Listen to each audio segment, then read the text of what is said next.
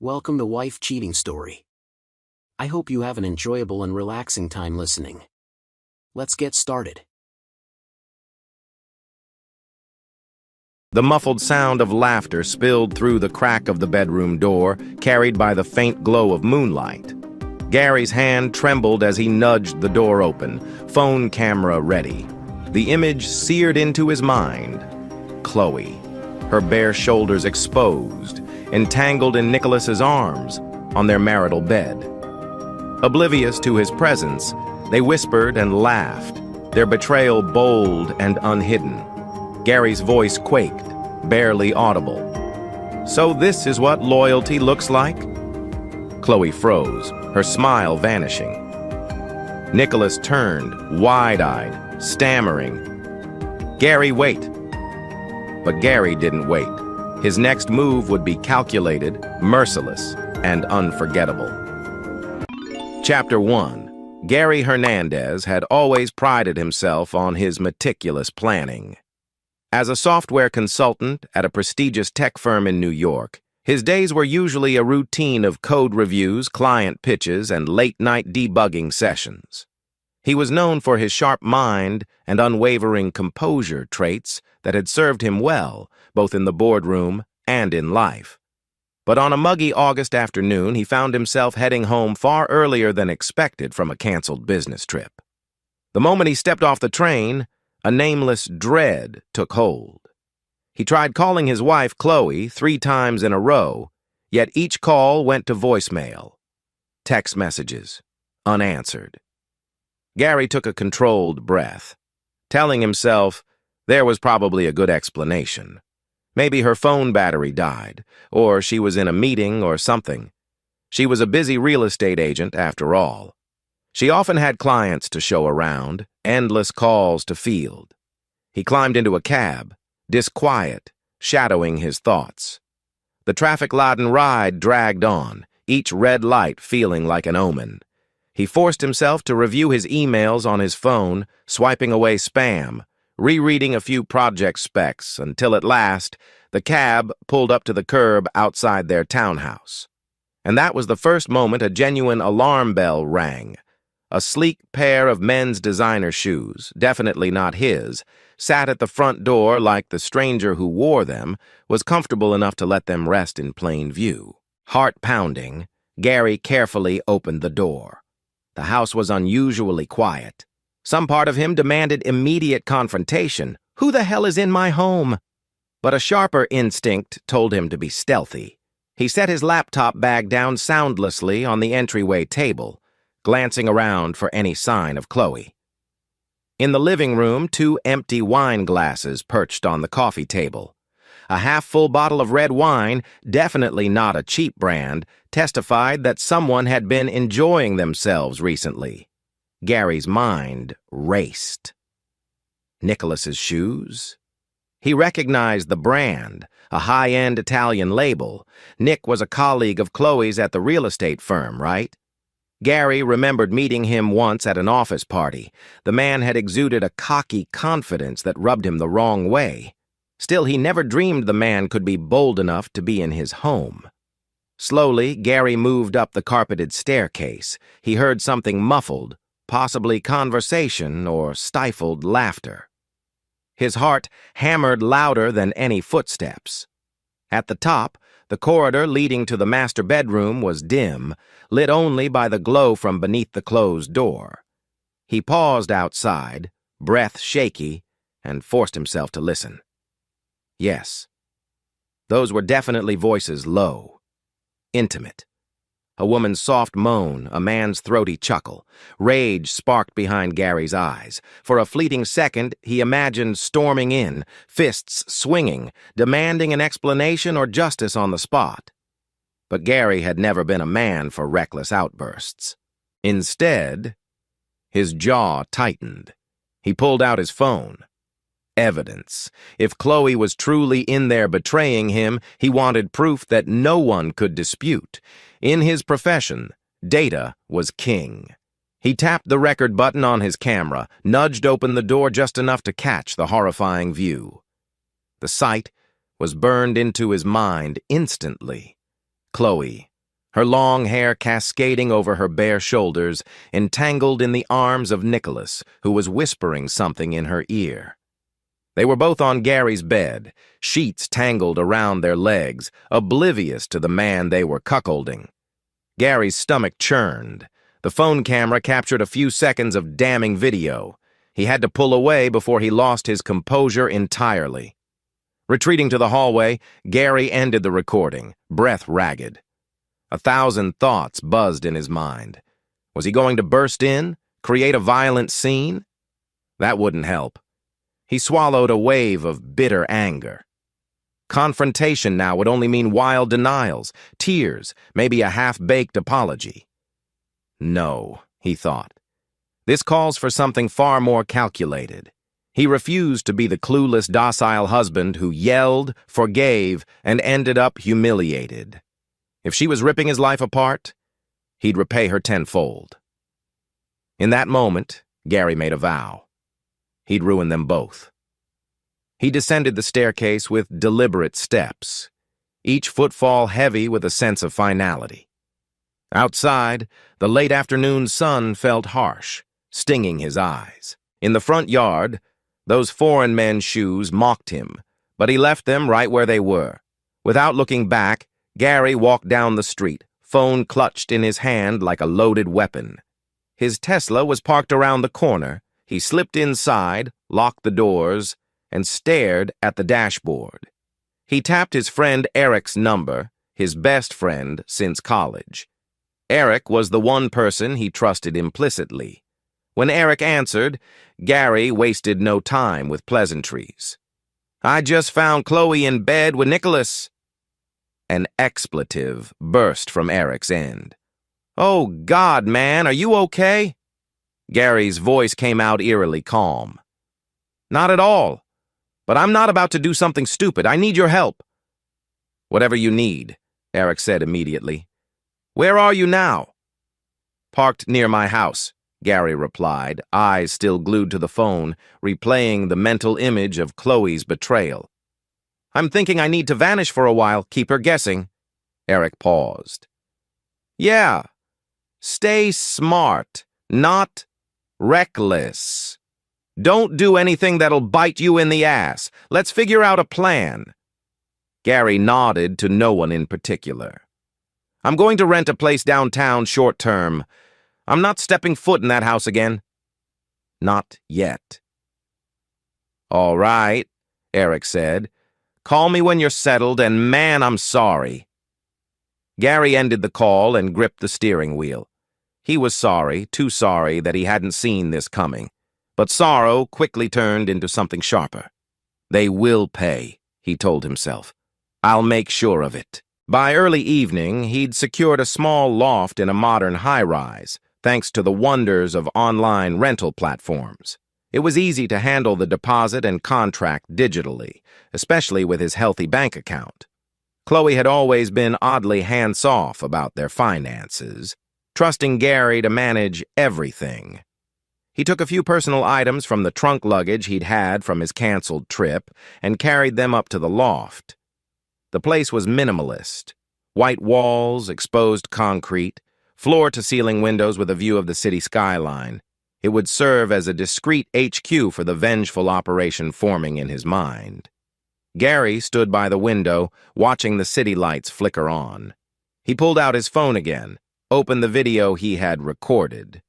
It was short, but undeniably damning. Chloe's face, Nicholas's voice. He clenched his jaw. "That's enough for now," he muttered. An hour later, Eric arrived, carrying a bag of take-out Thai food. They didn't bother with small talk. After setting the food on the sleek kitchen counter, Eric turned to Gary, concern etched into his features. "You look like you're about to go to war." "I am," Gary said simply. He grabbed a bottle of water from the fridge, cracked it open, and took a long gulp. Then he recounted every last detail, finding the shoes, hearing them upstairs, the video. Eric listened in stunned silence, occasionally letting out a low whistle. "Well," he said finally, The silver lining is you got it on camera. No way Chloe can spin this. Gary nodded. Exactly. I'm going to build up so much evidence that neither she nor Nicholas can slip away unscathed. Eric's eyes narrowed. Just be careful. Cheating is one thing, but you're talking about a plan that could escalate. You sure you want to go nuclear? Gary slammed the water bottle onto the counter, frustration swirling in his chest. Eric, they were in my bed. This is beyond a one-time mistake. I need to... He paused, inhaling. I need to handle it my way. A beat passed. Then Eric nodded, resigned. All right, man. I've got your back. Gary paced the loft while Eric spread out some documents on the counter, scribbling notes. We might need to think about immediate steps, Eric said.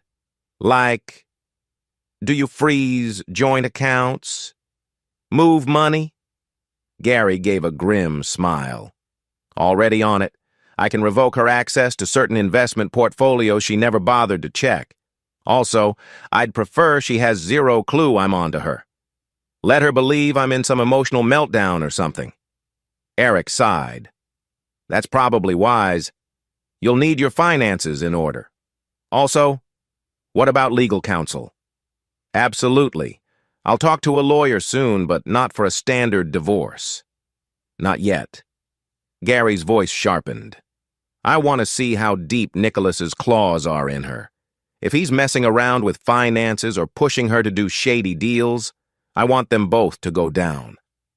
Eric closed his notepad. You're playing a dangerous game, Gary, but I trust your instincts.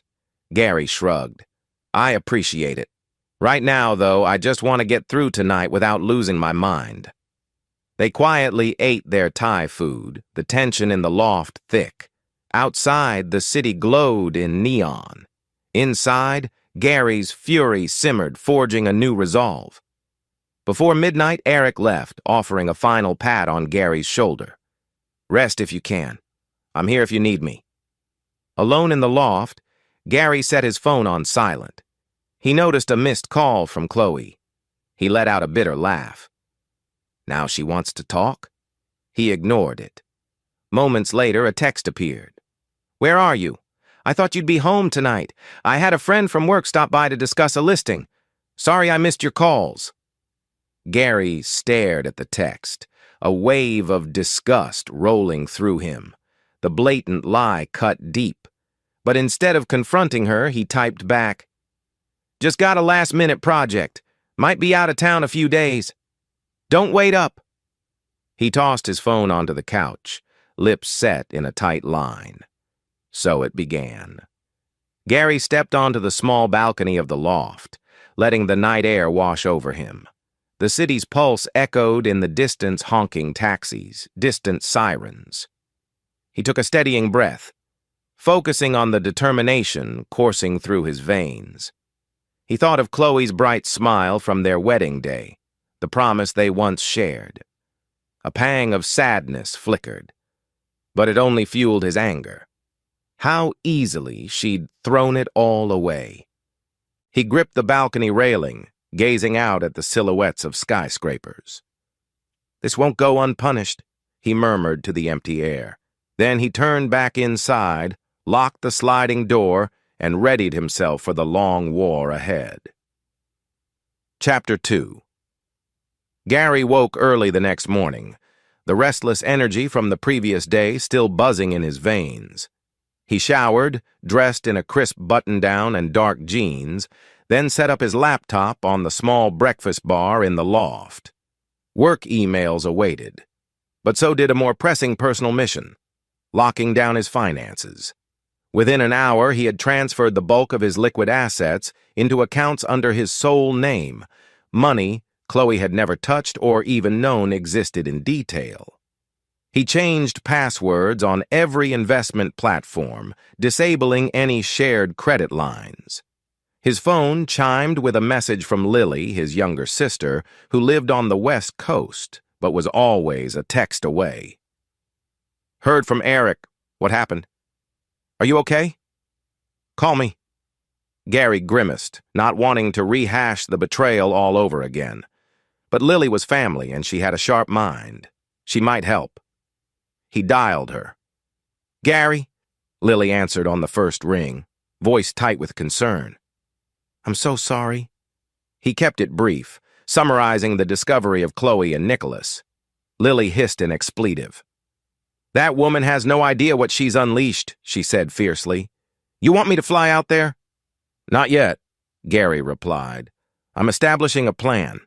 But I could use your perspective from a distance. You always see angles I miss." Lily sniffed. "Count me in. And if you need me physically, I'll hop on a plane." A wave of gratitude eased some of Gary's tension. "You'll be the first to know," he said. Still in the loft, Gary set aside his personal vendetta for a moment to log into his work email. He needed to maintain the appearance of normalcy. Projects were piling up, and to keep everything smooth, he'd have to respond as though nothing catastrophic had happened in his personal life.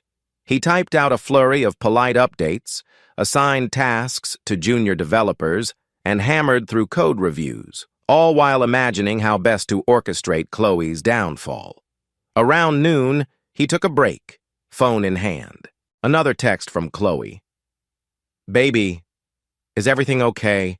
Haven't seen you since yesterday. Need to talk about something important." He stared at the message, debating. She sounded not panicked, but worried. Maybe Nicholas had left early that morning and she realized Gary never came home. Good. Let her worry. He typed back, "All good. Work emergency. Keep me posted if you need anything." Then he tossed his phone aside. Lily was as good as her word. She emailed Gary a short list titled, "Ways to Establish Cheater's Paper Trail."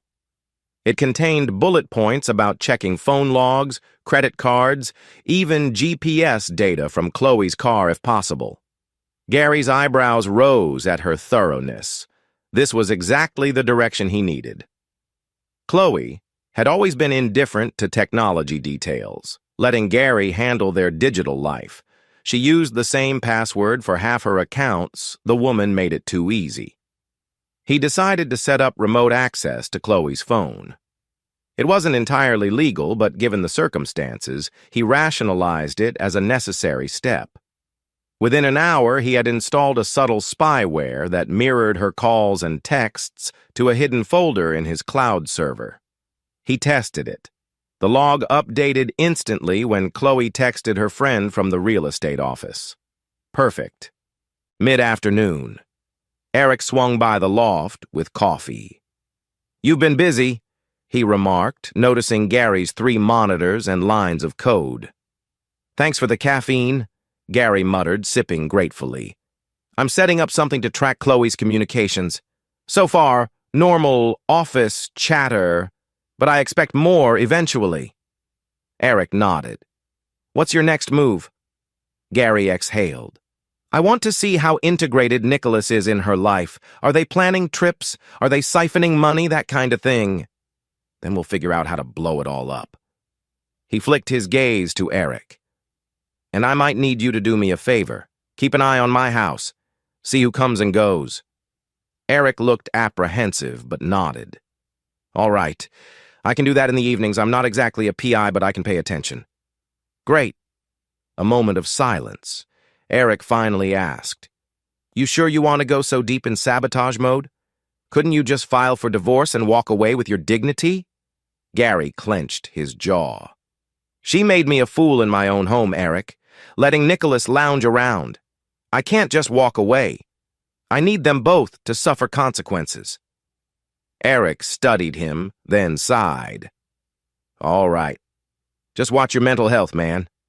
Gary gave a tight nod. "I will." By early evening, Gary's spyware was already yielding results. Chloe had texted Nicholas multiple times that day. Reading them made Gary's blood boil. Chloe: "Last night was amazing. Wish we could do it again soon." Nicholas: "Same here. Gary's so wrapped up in his job, he won't even notice." Gary gritted his teeth. The arrogance. Yes, keep underestimating me, he thought. That'll make your fall so much sweeter. He scrolled further and found references to a potential flip project that Nicholas was pushing. Something about forging an appraisal to get a higher loan, with Chloe's name on the dotted line. Interesting. Gary realized there might be criminal fraud involved. This was bigger than just an affair. They were messing with shady real estate deals. He saved the conversation screenshots. If Chloe was involved in wrongdoing, it gave him even more leverage. Later that night, Gary decided to do a stealth drive-by of his home. He wanted to see if Chloe was alone. He parked discreetly on a side street, lights off. From there, he had a partial view of the front door, no sign of movement for a while. Then, around 9 p.m., the porch light flicked on. Chloe emerged, stepping out in a robe, probably taking out the trash. She glanced around. Did she sense someone was watching? Then went back inside. Gary's chest tightened. He couldn't deny that a part of him still found her beautiful, still remembered the warmth in her eyes when they first fell in love. But that woman was gone, replaced by a liar who snuck men into her bed. He stayed another hour, seeing no visitors. Finally, he left, his heart heavy but resolved. The real war would be fought in the shadows, gathering evidence, dismantling her illusions. The next morning, a surprise call came in from Chloe while Gary was finishing breakfast in the loft. He debated ignoring it, but decided to answer. Her voice was carefully casual. "Hey, babe, where are you?" He forced a similarly casual tone.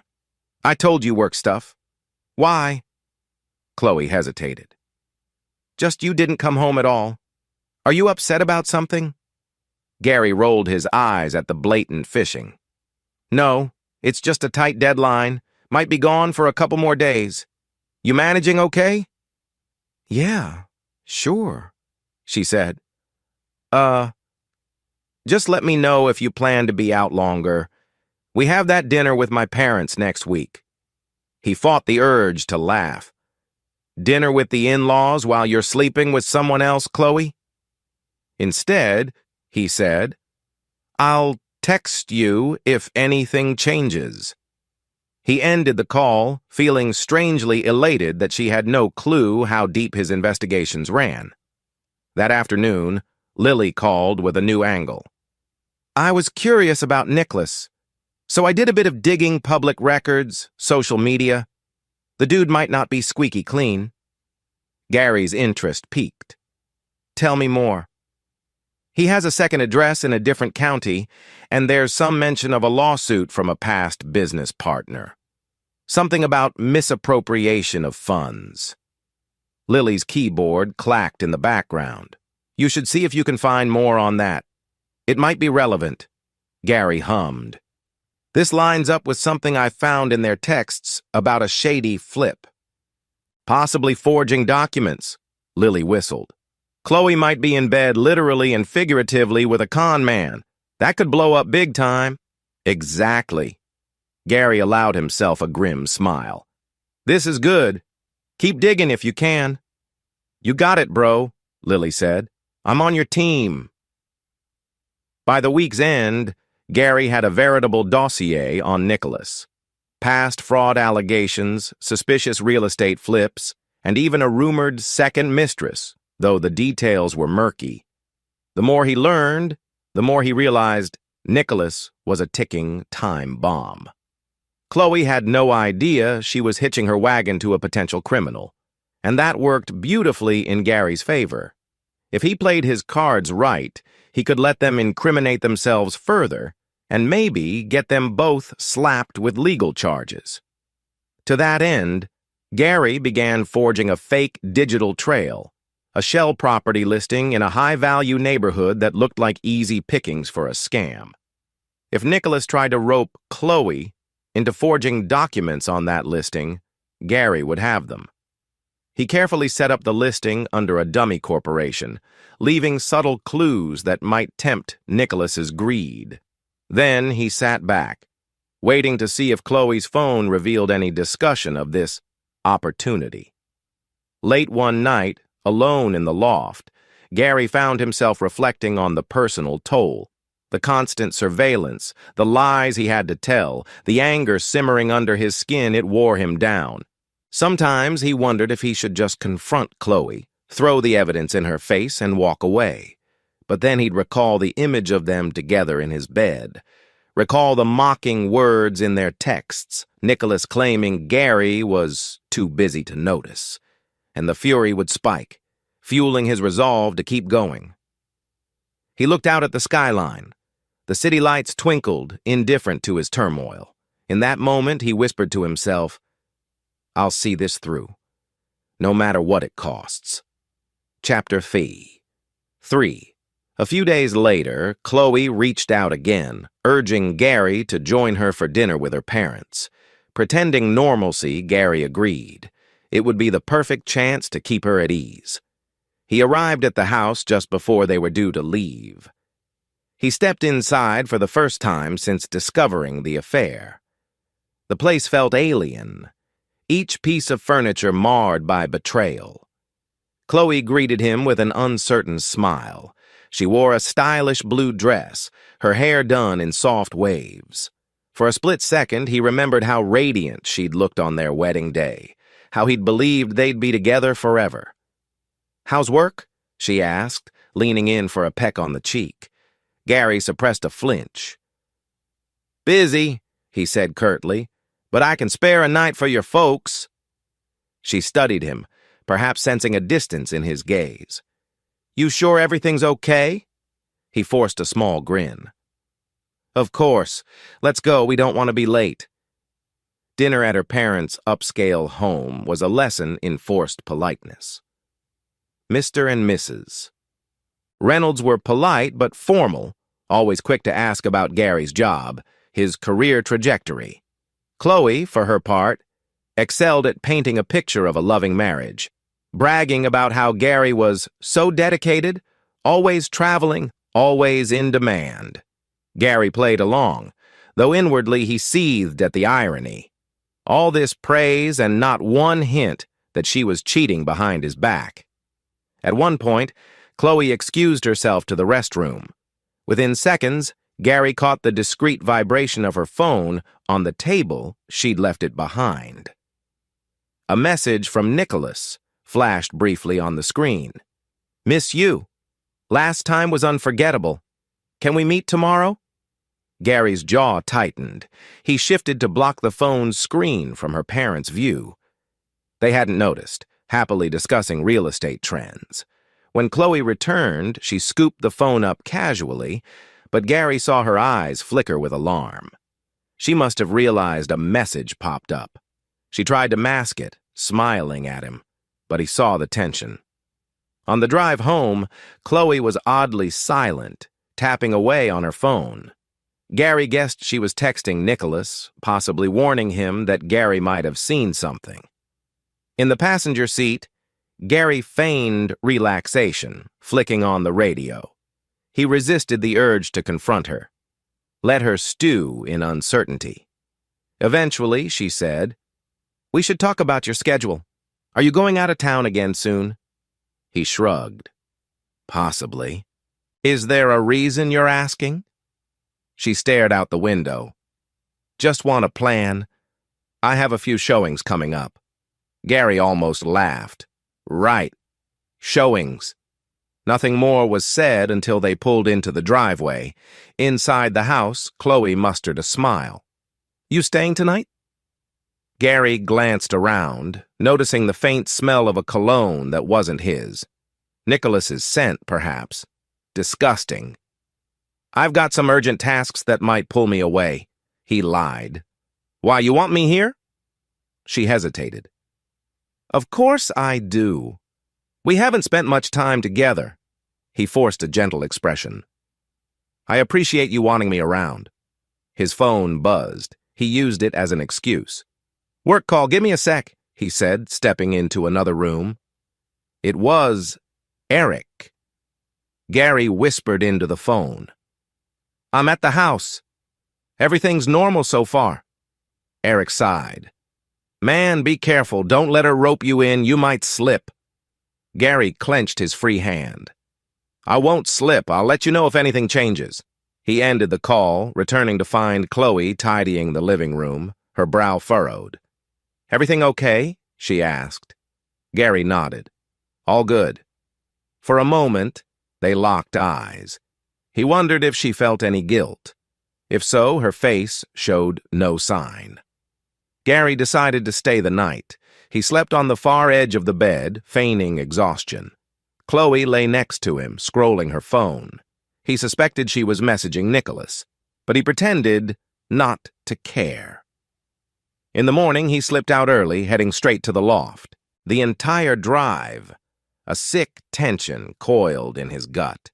Sleeping in the same bed where she'd cheated on him felt like a betrayal of his own dignity, but he reminded himself, this is just another step in the big plan. Back at the loft, he saw new text logs from Chloe and Nicholas. She'd assured Nicholas that Gary didn't see anything and that she'd keep him in the dark. Nicholas wrote back, bragging about a new property lead, unwittingly, the decoy listing Gary created.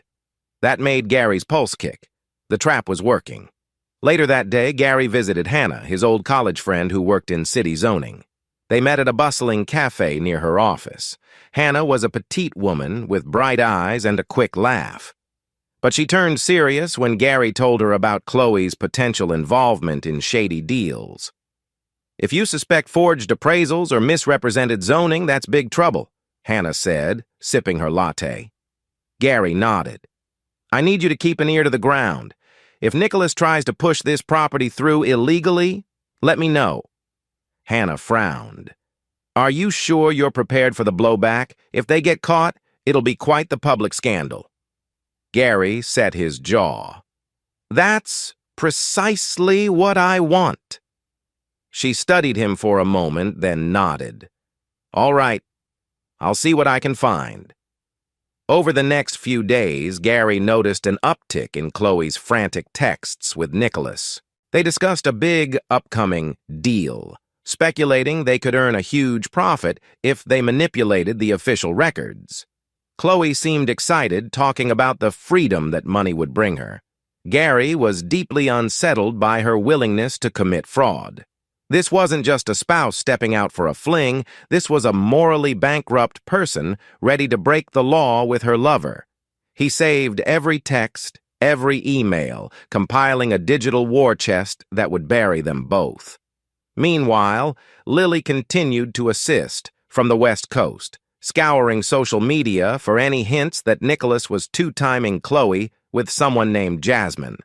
The rumor had come from a co-worker of Chloe's, but Lily wanted to confirm. One evening, Lily called Gary, excitement in her voice. I think I found Jasmine. She works at the same firm in a different branch. Nicholas liked a bunch of her posts, and she commented on his page with hearts. Gary gave a humorless laugh. So, he's cheating on Chloe while she's cheating on me. That's some twisted circle. Yep, Lily said. Imagine the meltdown if Chloe discovers that. Could be a weapon in your arsenal. Gary smirked. I'll keep that in mind. Gary's plan progressed steadily. He fed small bits of false data about the Shell property into the local real estate grapevine, letting Nicholas and Chloe see a potential windfall. Sure enough, they took the bait, whispering about forging documents to secure a massive loan. Hannah discreetly confirmed that Nicholas had tried to inquire about property lines and rezoning, presumably to inflate the property's value. Each step placed them closer to a legal pitfall. At the same time, Gary maintained his facade as the clueless, overworked husband. He made brief appearances at the house, endured Chloe's superficial attempts at affection, and never let on that he was methodically building her downfall. It wasn't easy. Sometimes he wanted to grab her and scream, demand an explanation. But he held back. The final blow would be so much more devastating if delivered at the perfect moment. One night, As Gary was reviewing the latest text logs, he nearly growled aloud. Chloe had texted Nicholas. "I'm thinking of divorcing Gary soon. He has money. Maybe I can get a good settlement." Nicholas replied, "Get him to sign some stuff. We'll stash what we can. The property is key." Gary's hands shook with anger. So not only was she cheating, she intended to exploit him financially. He inhaled deeply, forcing calm. Let them think they hold the cards, because by the time this was over, they'd discover that the deck was stacked against them from the start. Chapter 4. Tension escalated in the days that followed. Chloe grew bolder about her affair, texting Nicholas more blatantly. Perhaps she felt confident that Gary remained in the dark. But behind the scenes, Gary's infiltration of her phone and laptop had advanced. Now, not only did he see her messages, he had real-time GPS tracking. He watched as she and Nicholas met for lunch appointments at fancy hotels, presumably to keep their affair hidden from co-workers. One rainy afternoon, Gary parked his car across from a sleek boutique hotel. Through the tinted windshield, he spotted Chloe and Nicholas stepping out together, smiling conspiratorially. Gary's stomach churned, but he forced himself to remain calm. He snapped pictures with a long-range lens for further evidence. The images were crystal clear, showing them arm in arm, laughing. If Chloe dared to claim innocence later, he had proof of her brazen deceit. That evening, Gary called Lily to vent. "I actually saw them, Lily. The nerve of these two." Lily's voice was sympathetic. "I'm sorry you had to see that, but at least you're collecting evidence for your plan. How close are you to the final stage?" Gary sighed. "They're about to finalize the fraudulent paperwork for that shell property. My guess is within a week they'll sign something that implicates them both." Lily was silent for a moment. "Then you're almost at the finish line. Just watch out for your emotions, big brother. This can eat you alive if you let it." He closed his eyes. "I know. Thanks for reminding me." The next day, Gary paid a covert visit to a top-notch attorney recommended by Eric, an aggressive litigator named Caldwell. Caldwell was a middle-aged man with steel-gray hair and a piercing stare that made him look like a hawk. In a quiet conference room, Gary laid out everything: the affair, the potential real estate fraud, the forging of documents, the plan for a decoy property. He even showed Caldwell the video from that first day. Caldwell leaned back in his chair, tapping a pen against the table. "Well, Mr. Hernandez, this is quite a scenario. I see multiple legal angles infidelity can factor into divorce settlements, and the fraud aspect could lead to serious criminal charges." Gary nodded. "I want to bury them," he said bluntly. "Not just a quiet settlement. They need to face real consequences." Caldwell arched an eyebrow. "You don't strike me as a man who does things halfway." Gary's jaw tightened. "I'm not." The lawyer spread his hands. "All right, then. My advice: get them to complete the paperwork that incriminates them. Once we have that, I can coordinate with law enforcement to time a perfect sting. We can also ensure the divorce filing references her criminal activity, leaving her with minimal grounds for a financial claim." Gary exhaled, relief washing over him. "That's exactly what I want." That same night, Chloe texted him about a conference out of town, supposedly to meet high-end clients. Gary, reviewing the text, felt a stab of dark amusement. Sure, a conference with Nicholas, no doubt. He decided to respond. "I'll be traveling too. Let's sync up when we're both back." Inside, he was bracing for the possibility that they might try to finalize the real estate scam while away. If so, it was perfect timing. Hannah was on standby, ready to tip him off if any suspicious paperwork was filed. Days blurred as Gary juggled his real job with the complexities of his revenge plot. He managed to maintain an air of calm during client meetings, all the while receiving updates on Chloe's itinerary. She and Nicholas had driven to a resort a few hours north, presumably to celebrate or plan their next fraudulent step. He pictured them sipping champagne, laughing at the oblivious husband. The thought fueled his determination. One late night, hunched over his laptop, Gary saw new messages come in. Chloe. Let's finalize the contract on that property. I can forge Gary's name if needed, or we can do it under a new LLC. We'll decide tomorrow. Nicholas. This is it, babe. After this deal, we'll have the funds to do whatever we want. Gary will never see it coming. Gary's lips curved into a grim smile. No, you won't see it coming. At dawn, Gary phoned Caldwell. They're about to sign. We need to be ready. Caldwell sounded pleased. All right, I'll alert a trusted contact in law enforcement. We'll want them to physically sign the documents, preferably in front of witnesses or a notary. Gary nodded. I can arrange that. Nicholas and Chloe will want to make it look legitimate. His mind raced with the details. They'd need a time and place. If he could ensure the presence of a notary, one secretly on Caldwell's side, they'd capture the forgery in real time. In the meantime, Lily delivered a surprising piece of intel. I've confirmed Nicholas is also hooking up with that other co-worker, Jasmine. They have some pictures together at a lounge downtown. Gary's eyebrows shot up. Really? Chloe doesn't know. Doubt it, Lily said. From the tone of their texts, Jasmine thinks Nicholas is exclusive with her. Gary was silent, absorbing the idea of using this revelation. If Chloe found out Nicholas was cheating on her, it might sow chaos between them, possibly derail their plan. But maybe that chaos could be beneficial. Or maybe it would cause them to panic too soon. For now, he decided to keep that card in his pocket. After a few days at the resort, Chloe returned home. Gary watched her from the shadows again, sitting in his car. She arrived in a taxi, carrying a fancy overnight bag. Nicholas was nowhere in sight, likely they parted ways earlier. Gary followed her inside, waiting a couple of hours before stepping into the house. She jumped at the sound of the front door, then forced a smile. Hey, you're back too? He nodded, setting down a small suitcase he'd brought from the loft. Just got back. Long trip. Chloe's gaze flicked to her phone. That's nice. How'd it go? He shrugged. Productive, you? She hesitated. Oh, the conference was interesting. New marketing strategies. Gary held her gaze. Glad to hear it. The air crackled with unspoken tension.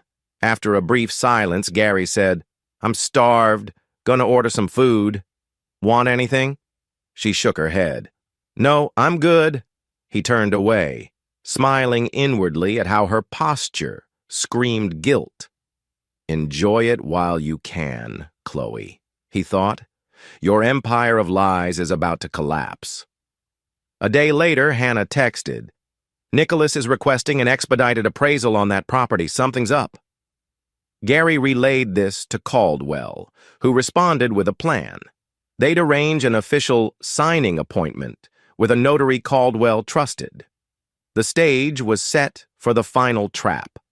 All that remained was to lure Nicholas and Chloe into physically appearing with the forged documents in hand. For that, Gary used the hidden phone access to plant the idea. He typed out a fake email from a loan officer, describing a special appointment window. He made sure the email was forwarded to Chloe's account, which she shared with Nicholas. Within hours, Chloe texted Nicholas. We have a narrow time slot to sign. Let's finalize everything, then we can celebrate. Nicholas replied, I'll bring the docs. Let's do this. Gary's heart thumped. Yes, let's do this. On the morning of the scheduled signing, Gary wore a crisp suit, looking every bit the calm professional. He arrived at the small private office Caldwell had arranged. A notary sat inside, looking casual but well prepared. A discreet camera had been set up, ready to record everything. Chloe and Nicholas were running late, apparently. Gary paced the corridor, adrenaline coursing through him. This was the moment he'd orchestrated for weeks. Finally, footsteps echoed. Nicholas entered first, a slim briefcase in hand, confidence radiating from his smirk. Chloe followed, wearing a tailored dress, eyes lighting up at the sight of Gary. She froze momentarily, obviously not expecting to see her husband here. Nicholas's grin faltered. "Gary? What are you doing here?" Gary gave them a cool smile. "I could ask you the same." Chloe tried to recover, her voice shaky. I have a real estate deal." The notary piped up. "We're ready to finalize the documents. Shall we proceed?" Nicholas swallowed, then mustered bravado. "Sure. We're here to sign." Gary stepped aside, letting them approach the desk. His pulse drummed in his ears. He caught Caldwell's eye. The lawyer nodded slightly. Chloe fumbled with the paperwork, Nicholas guiding her. Together, they began scrawling their names on lines that, unbeknownst to them, spelled out their legal doom. The camera rolled, capturing every stroke of the pen. Gary's chest tightened with anticipation. Soon, Caldwell would step in, flanked by law enforcement. Soon, Chloe and Nicholas would realize the magnitude of their betrayal. And Gary, he'd be the one standing victorious amid the ruins they brought upon themselves. Chapter 5. Gary stood near the notary's desk, heart thumping like a war drum. Across from him, Chloe and Nicholas leaned over the final page of the contract, pens in hand. The quiet of the small conference room stretched taut, like the calm before a storm. Chloe's voice quivered slightly as she read the legalese on the document. She had no clue that every word had been orchestrated by Gary and his lawyer, Caldwell, to trap her in a tight corner of fraud and forgery. Nicholas, cocky as ever, let out a small chuckle. "This is the last signature, right? Then we're done?" He glanced at the notary, a hired professional who was secretly in league with Caldwell. "I've got places to be." The notary, a middle-aged woman with a calm smile, simply nodded. "Yes, sir. Just sign here and here. Then date." Gary folded his arms, feigning polite detachment. But inside, he burned with anticipation. "Just a few more pen strokes, then your fate is sealed." Chloe scribbled her name on the line, her brows furrowed in concentration. Nicholas followed suit. The notary witnessed the signatures, stamped them with an official seal, then handed back the pen. "All set," she said, sliding the papers into a neat folder. "Congratulations on this big venture." Congratulations indeed, Gary mused darkly, his pulse thrumming. Once these documents were uploaded to the county system, and once Caldwell forwarded them to law enforcement, Chloe and Nicholas would stand on a precipice. They'd orchestrated blatant fraud, with a trail of evidence leading directly back to them. A moment of awkward silence ensued. Chloe stole a glance at Gary, a question in her eyes. He offered a neutral smile, giving her no clue he was anything but supportive. Nicholas exhaled, stepping back from the desk and stretching like he'd just won a marathon. "So," Nicholas said, slipping his copy of the paperwork into his briefcase, "I guess we'll celebrate tonight?" Chloe forced a grin. "Sure. Maybe dinner?" Gary spoke before she could finish. "Actually, I have reservations at the new restaurant in Midtown. Why don't we all go together to toast this deal?" "My treat." Chloe's eyes widened. "Gary, that's gracious of you, but—" "Sounds good to me," Nicholas interrupted with a smarmy grin. "Free dinner, right?" Gary's mouth tightened briefly. "You smug bastard. You have no clue." But outwardly he remained composed. "Excellent. Let's plan on 8 o'clock? Chloe hesitated, then nodded slowly. "Okay, yeah, let's do that." The notary excused herself politely, leaving the three of them standing in the small conference room. Outside in the hallway, Caldwell lingered discreetly, ready to move if Gary gave the signal. But not yet. There was a bigger show to stage. Nicholas snapped his briefcase shut. "I'll see you two later, then." He leaned over and, in a moment of brazen disrespect, pecked Chloe on the cheek right in front of Gary. Gary's stomach churned. He forced a mild smile, letting Nicholas walk out without incident. Chloe cleared her throat, unable to meet Gary's eyes. "Well, that was a bit awkward," she managed. Gary just shrugged. "Not if we're all partners in this deal, right? Let's make it a memorable evening." She swallowed, nodding. "Right." When Chloe stepped out into the hallway to say goodbye to Nicholas, Caldwell slipped back into the conference room. He wore a satisfied expression, carrying a small manila folder. "All recorded," Caldwell whispered. "Notary's camera got everything. Their signatures, the fraudulent terms, your presence as a witness, it's bulletproof." Gary exhaled, adrenaline surging. "What's the next step?" Caldwell tapped the folder. "I'll file these documents properly with the county office. That ensures the property transactions appear official. Then we share all this with Law Enforcement Fraud Division, possibly the FBI if there's enough interstate evidence." He gave a thin smile. "When the hammer falls, it'll be catastrophic for them." Gary nodded, jaw tight. "I want them both cornered. No wiggle room."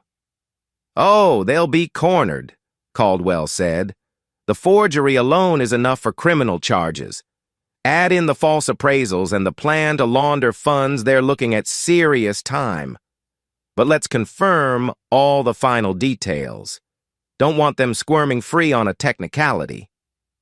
Gary glanced at the door. "Agreed. I'll keep up appearances for a bit. Tonight we're all having dinner, my idea. Let them gloat while they still can." Caldwell chuckled. "You're a cold man, Gary." "I respect that." Gary's lips curved into a humorless smile. "I wasn't always. They made me this way." Late that afternoon, Gary returned to his downtown loft, an uneasy swirl in his gut. The final piece was in motion, yet a certain heaviness sat in his chest. He paused at the window, staring at the cityscape. He remembered the day he married Chloe, how full of hope he'd been. She'd glowed in her wedding dress, vowing eternal loyalty. Look how far she's fallen. His phone buzzed a text from Lily, who was eager for updates. He typed back, "It's done." They signed. Now we wait for the takedown. She responded with a string of triumphant emojis plus a warning. "Don't let your guard down. They might suspect something if you act too confident." He took that to heart. He needed to remain calm, not reveal his hand.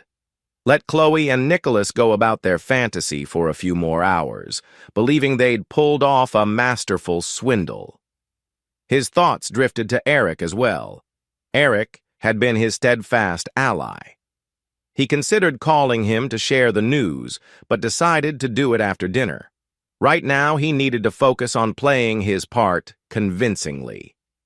At precisely 8 o'clock, Gary arrived at the swanky midtown restaurant. He'd chosen a high-end Italian place with ambient lighting and a refined menu. He wore a tailored suit, the picture of composure. Chloe and Nicholas were already at a corner table, whispering to each other. Their body language suggested intimacy, though Chloe pretended to straighten up when Gary approached. Nicholas raised a wine glass in greeting. "Gary, you're a man of taste. This place is classy." Gary eased into a chair across from them, forcing a cordial smile. "I figure we ought to celebrate in style." Chloe fiddled with her napkin. "So about this property. Nick says we can flip it in a few months for double the profit." Gary nodded slowly. "That's quite ambitious, but I trust you both know what you're doing." Nicholas smirked. "Oh, absolutely. We're unstoppable together." He shot Chloe a wink. She blushed, an infuriating sight. Gary gestured to the sommelier, who poured them each a glass of expensive red wine. He raised his own glass. to a successful partnership? Chloe hesitated, glancing between the two men. Then she lifted her glass as well. Yeah, cheers. As they sipped, the tension in the air was thick enough to slice. Gary swirled the wine, keeping his voice friendly. So, you two must have worked closely to secure that property. I imagine it took a lot of trust. Nicholas chuckled, draping an arm over the back of Chloe's chair. Yeah, me and Chloe have a special connection. We handle deals swiftly. Your wife's a gem, you know. Gary's grip on the stem of the wine glass tightened. He forced a mild laugh, not trusting himself to speak. Arrogant scumbag. You'll get what's coming. Their meals arrived, delicate plates of handmade pasta, fresh herbs, and truffle oil. The aroma was heavenly, but Gary's appetite was nearly non-existent. He picked at the food, focusing instead on the conversation. Nicholas bragged about future projects, dropping hints about his big plans once they cashed out. Chloe chimed in occasionally, attempting to impress them both with real estate jargon. Internally, Gary marveled at how oblivious they were to the net closing around them. The dinner felt surreal, as though he were watching a live performance of hypocrisy. They're about to face prison, yet they're celebrating like kings. Halfway through the meal, Gary's phone vibrated. Discreetly, he checked the screen Caldwell's number. He slipped it under the table to read a text. Package delivered. Charges imminent. Timing to be determined. His heart pounded. Law enforcement had the signed documents now, with a recommendation to coordinate arrests. He calmly slipped the phone back into his pocket. It wouldn't be long. Nicholas noticed his distraction. Business call? He asked, chewing a mouthful of pasta. Gary gave a half smile. Something like that. Everything's in motion, though. Don't worry. He deliberately used words that would encourage them to keep believing he was on their side. Chloe offered him a fragile smile. That's good to hear. As dessert menus arrived, Nicholas ordered a decadent tiramisu. Chloe opted for a simple cappuccino. Gary waved off any dessert, claiming he was too full. In truth, he was too keyed up to stomach anything sweet. Nicholas tapped his foot under the table, brimming with confidence. Just think, Chloe, a few more deals like this, and we can have whatever lifestyle we want. She laughed lightly. Yeah, maybe buy a second home somewhere tropical. Gary cut in gently. Together or separately? The question hung in the air, loaded. Chloe blinked, momentarily unsure. Nicholas shrugged. Well, that depends on how we structure our partnership, right? We'll figure it out. He shot Chloe a meaningful look, ignoring Gary's presence. Gary changed the subject smoothly. In any case, let's keep an eye on the timeline. We don't want to move too fast and draw unwanted attention. Nicholas chuckled. Gary, you worry too much. Nobody's paying attention. We're golden. Chloe shifted, suddenly looking at Gary. You know, Nick has a point. Sometimes you're a bit anxious. Everything will be fine. She said it in a patronizing tone, as if she and Nicholas were the wise ones and Gary was the naive husband. Gary's blood boiled. He reminded himself that soon their cockiness would vanish. He lifted his wine glass to hide his smirk. I suppose you're right. We'll see how it all plays out. By the time the bill arrived, Gary insisted on covering the tab. Nicholas gave a jovial salute with his glass, while Chloe sat quietly, lost in thought. Maybe she sensed Gary's odd detachment, or maybe she was daydreaming about the illicit romance. He couldn't be sure. They parted ways outside the restaurant. Nicholas hailed a cab, announcing he was heading to a private meeting. Gary suspected it might be with Jasmine, the rumored second mistress, though Nicholas made no mention of that. Chloe lingered a moment, glancing at Gary. "So, you're heading back to the loft?" she asked uncertainly. "I mean, you haven't been staying at the house much and—" He gave her a level look. "I have work early tomorrow. It's easier being close to the office." She nodded, lips parted as if she wanted to say more. But Gary just turned away. "Good night, Chloe." He walked off, not waiting for her response. Behind him, he heard her frustrated sigh. In a few hours, maybe a few days at most, she'd have more than frustration to contend with.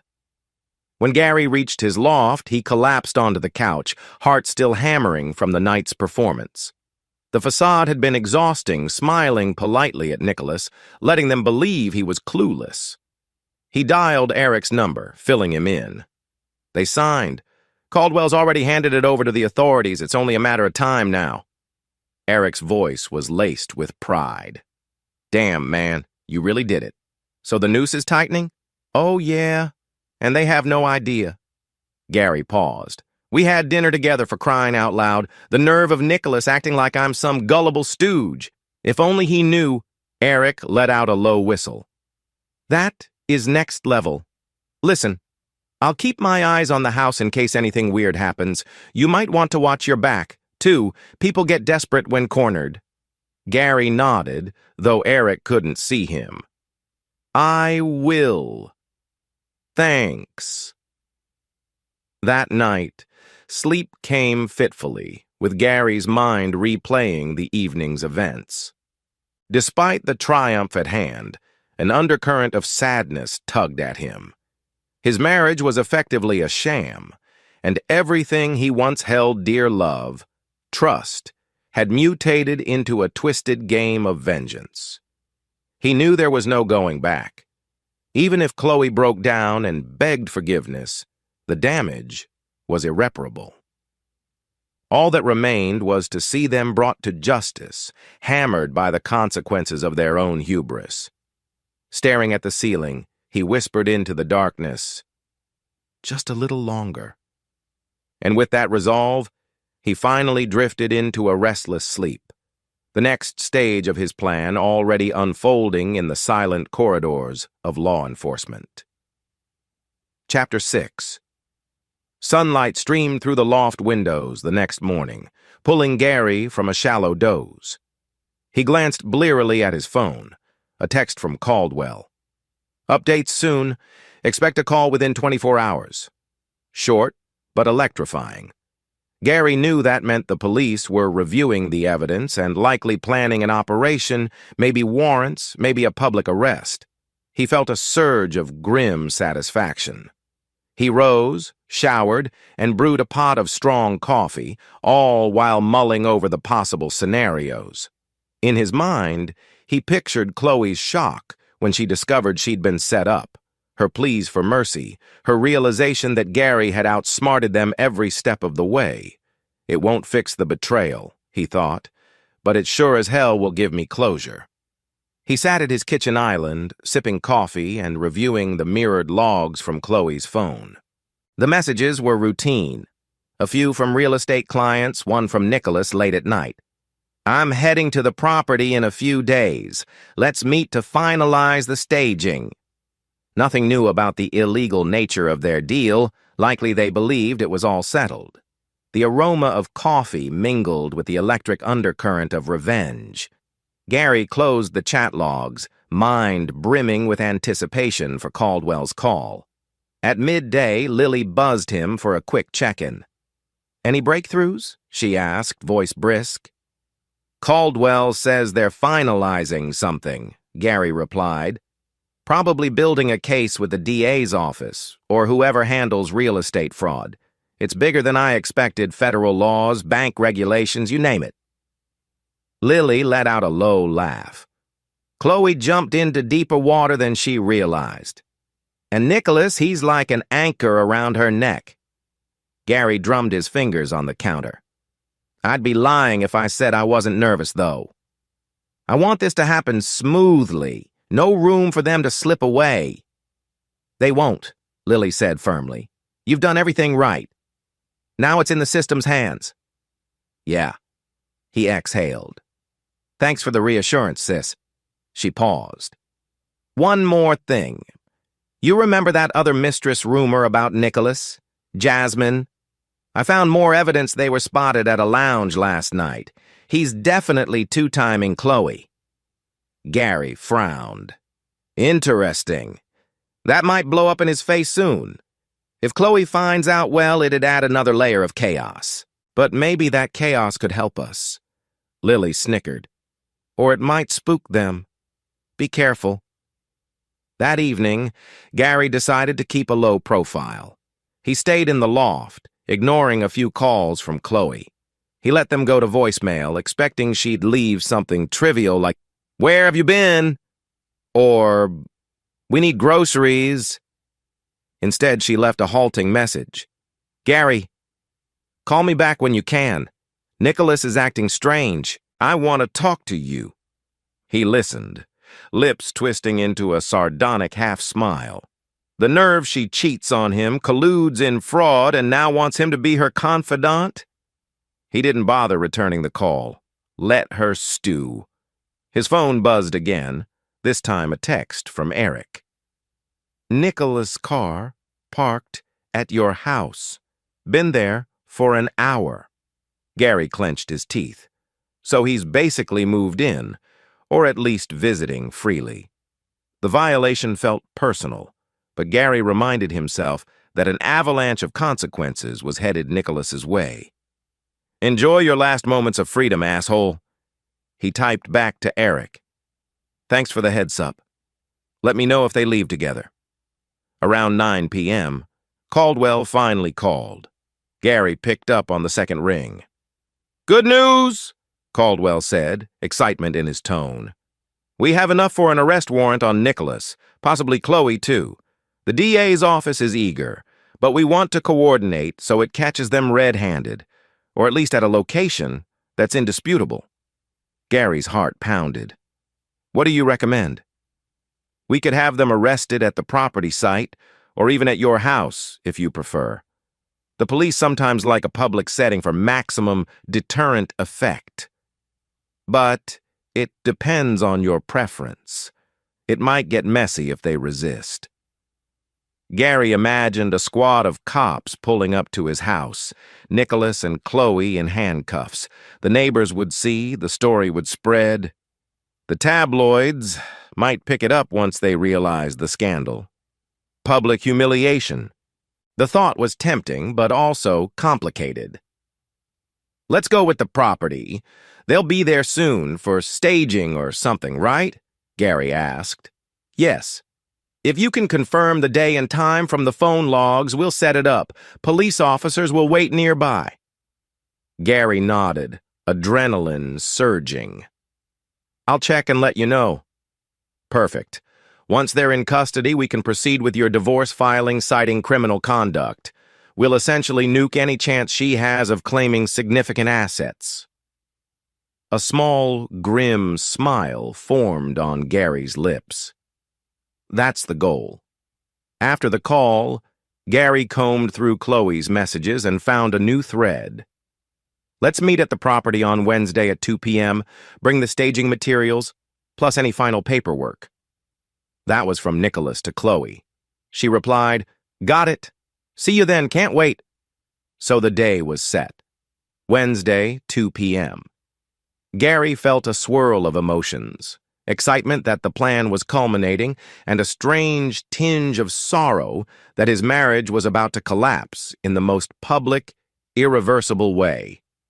He texted Caldwell the details. Caldwell confirmed the police would coordinate. Next, Gary fired off a quick note to Lily. "Arrest likely Wednesday? It's happening." She responded with an enthusiastic "OMG" and a flurry of supportive words. Gary leaned back, exhaling shakily. This was really it. In less than 48 hours, Chloe and Nicholas would be in handcuffs, a wave of legal ramifications engulfing them. And what then? He wondered, a flicker of uncertainty gnawing at him.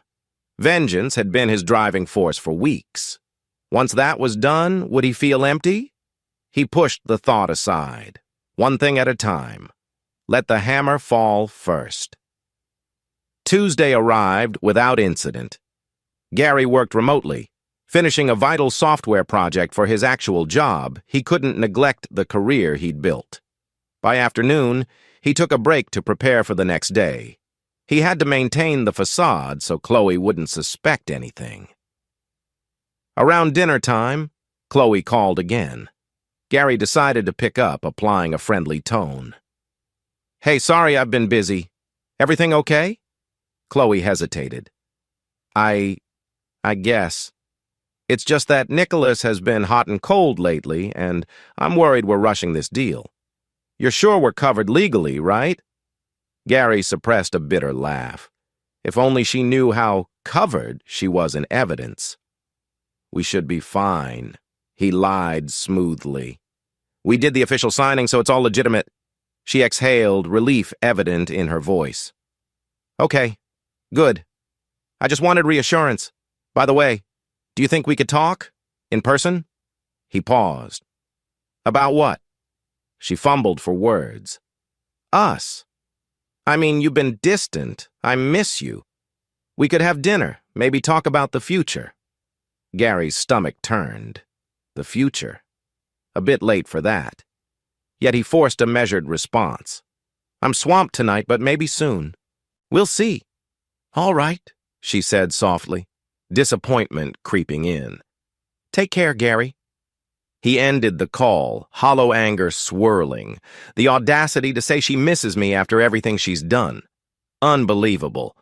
On Wednesday morning, Gary woke with adrenaline pulsing. It was D-Day. He checked his phone. Caldwell had texted him the final instructions. The police would set up near the property.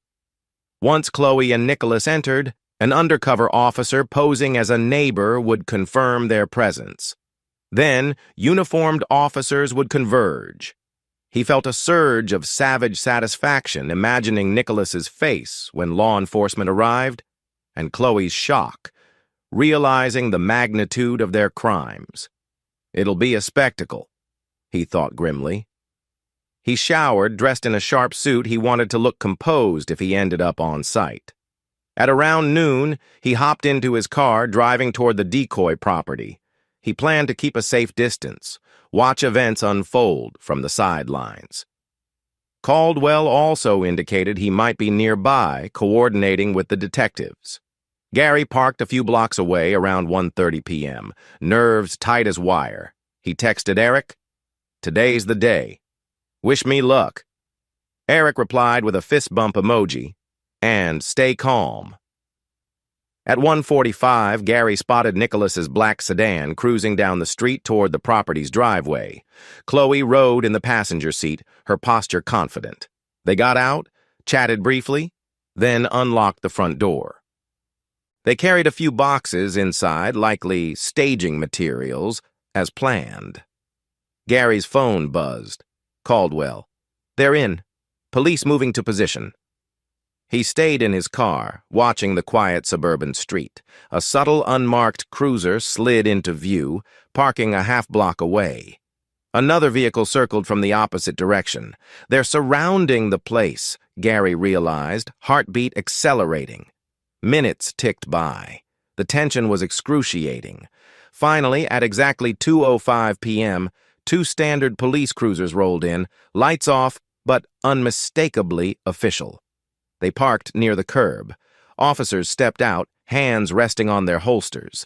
Gary inhaled sharply, eyes locked on the house's door. Showtime. The officers approached the front entrance. One knocked loudly. Gary could hear the pounding from his vantage point. After a pause, the door opened, and Chloe's face appeared. Even from a distance, Gary could see her posture stiffen with surprise.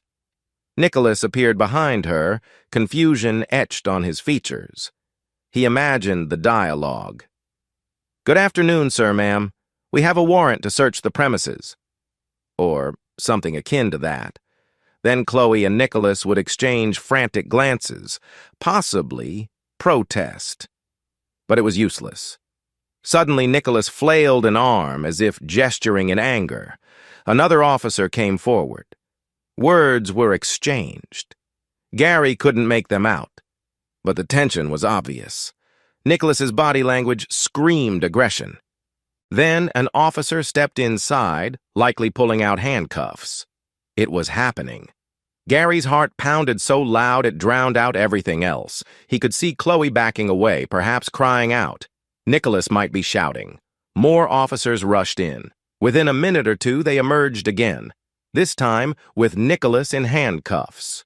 He struggled, face twisted in outrage. Chloe followed, hands behind her back, an expression of utter disbelief.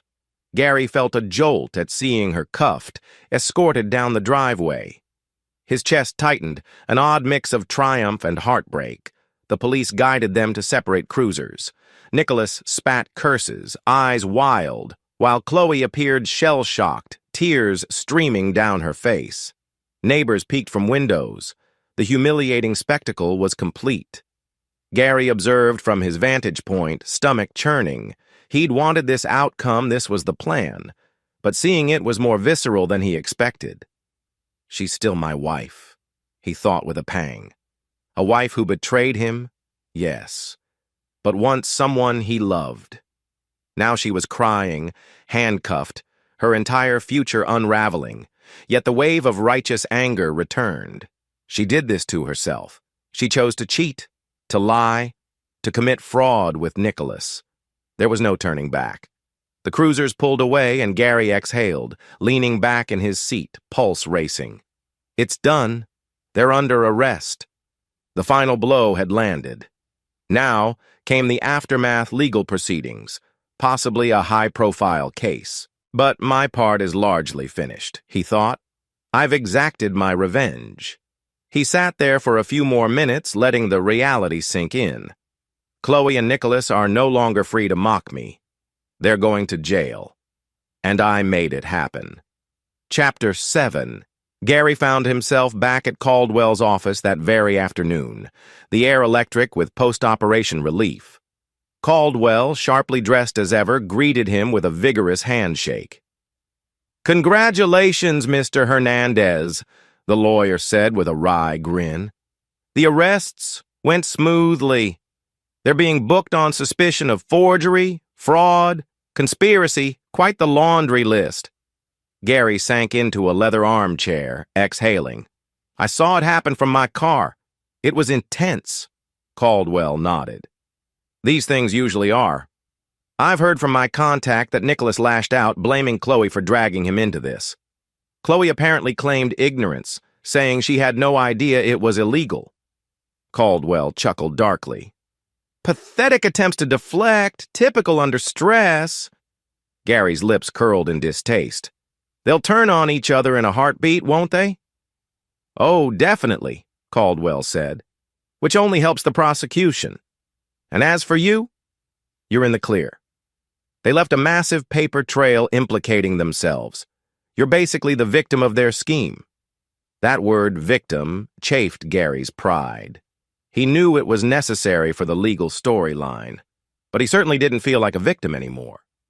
He was the architect of their downfall, though I'll play the role if it cements their guilt. Caldwell tapped a folder on his desk. "Now, about your divorce. We can fast-track it under the grounds of adultery, criminal conduct, and fraud. Chloe's likely to face jail time, so she won't be in a strong position to contest anything." Gary nodded, a swirl of conflicting emotions in his chest. "I want that done quickly with minimal fuss. I also want to ensure she can't claim any of my assets." "That'll be simple," Caldwell replied. "There's precedent. We'll finalize all financial divisions in your favor. Then we can garnish any restitution if the court orders it." He shrugged. "Chloe may end up owing you money, ironically, if they determine she used marital funds for the fraudulent scheme." A twisted satisfaction settled over Gary. She'll end up bankrupt, possibly in prison, and with no sympathy from me. He felt a pang of sadness, but smothered it. She brought this on herself. After leaving Caldwell's office, Gary called Eric to share the news. "They're in custody. Charges pending," he reported. Eric whooped on the other end. "That's what I'm talking about. Holy hell, you did it. How do you feel?" Gary paused at a traffic light, considering. "It's a mix, man. Part of me is elated they can't hurt me anymore. But another part is numb. It's a big shift from a normal marriage to a criminal scandal." Eric's tone softened. "I get it. You spent years loving Chloe. She might have turned out to be a snake, but you did care for her once." Gary swallowed the lump in his throat. "Yeah, I guess I'll deal with the emotional fallout. For now, I'm just relieved the plan worked." Eric assured him again of his support. "If you need anything, someone to talk to, a place to crash, whatever, I'm here." Gary murmured his thanks, then ended the call, mind drifting as he pulled into his loft's parking space. It's nearly over. Soon, I'll be free. The next day, Gary woke early, mentally preparing for the legal ripple effects. He expected an onslaught of calls, reporters, perhaps, or investigators seeking clarity on details. He was right. By noon, his phone rang incessantly. One call was from a local news outlet that somehow caught wind of a major real estate fraud bust. They wanted a statement from the spouse of the suspect. Gary politely declined, referring them to Caldwell. The last thing he wanted was to give an unscripted interview that might complicate things. He also received a call from a detective on the fraud case, verifying some documents. Gary answered politely, playing the composed victim who only recently discovered his wife's wrongdoing. The detective seemed sympathetic, praising Gary for coming forward with the evidence. Gary just nodded along, not volunteering that he'd orchestrated every step. An hour later, Lily called, voice buzzing with excitement. "It's all over the local news. They're showing Nicholas's mugshot, mentioning an unnamed accomplice.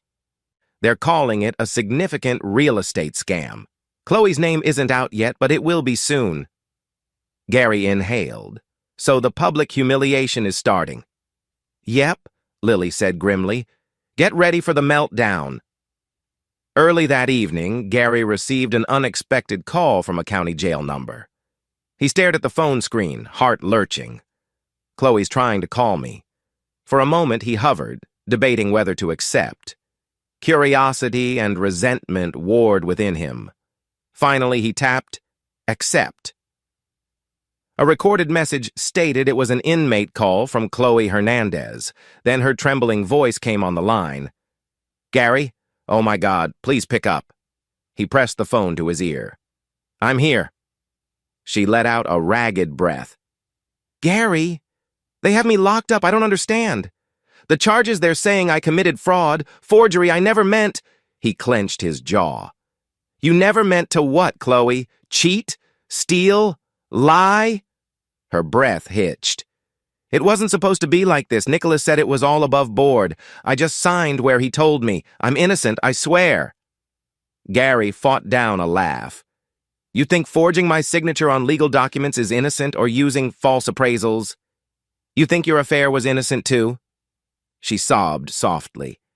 "Gary, I'm sorry. I messed up. Please help me. They might keep me here for months before trial. I can't afford bail. Can you—" He felt a surge of savage triumph. "Now she begs me. Why would I bail you out? So you can run off with Nicholas again?" "No!" she cried. "He betrayed me. He's blaming me for everything. Please, Gary, I'm still your wife. Don't leave me in here." A heavy silence. Gary inhaled, recalling every moment of her betrayal. "I'll think about it," he lied curtly, "but don't hold your breath." He ended the call before she could respond. His hands shook as he set the phone down. Emotions whirled: anger, satisfaction, heartbreak. She's caged like the liar she is. And she wants me to save her? Never. That evening, Gary told Eric about the jail call, still reeling. She actually expects me to bail her out. Unbelievable. Eric snorted. Cheaters think they can manipulate you forever, but you're not the same man. Gary nodded. Damn right, I'm not. I'm filing for divorce tomorrow. Caldwell's drafting the papers. Let her rot. Eric's tone softened. You're doing what you have to. Just be aware she might play the remorse card. She might cry, beg, claim she's a victim of Nicholas. That can mess with your head. Gary rubbed his forehead. Yeah, it already is. But I won't cave. She deserves whatever's coming. He ended the call, turning on the TV absent-mindedly. News segments flashed by about the real estate scandal. Gary's thoughts drifted to Nicholas. He wondered if the man had tried contacting him too. Probably not. Nicholas had a monstrous ego. He'd likely blame everyone else, including Chloe, for his downfall. Let them devour each other, Gary thought. I'm free of their lies.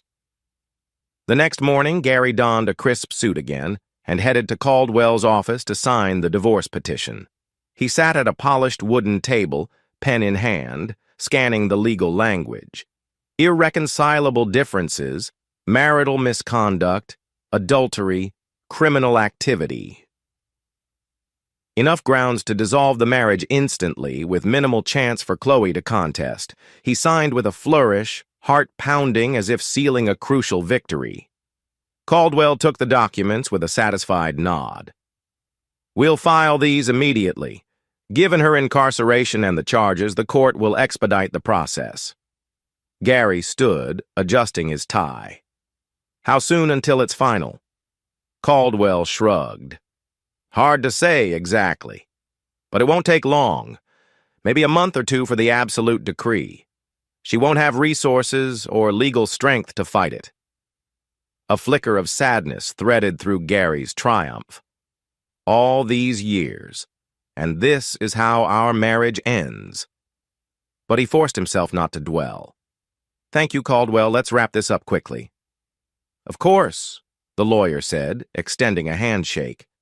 By midday, Gary's phone buzzed with a new wave of texts and calls from unknown numbers, likely reporters or curious acquaintances.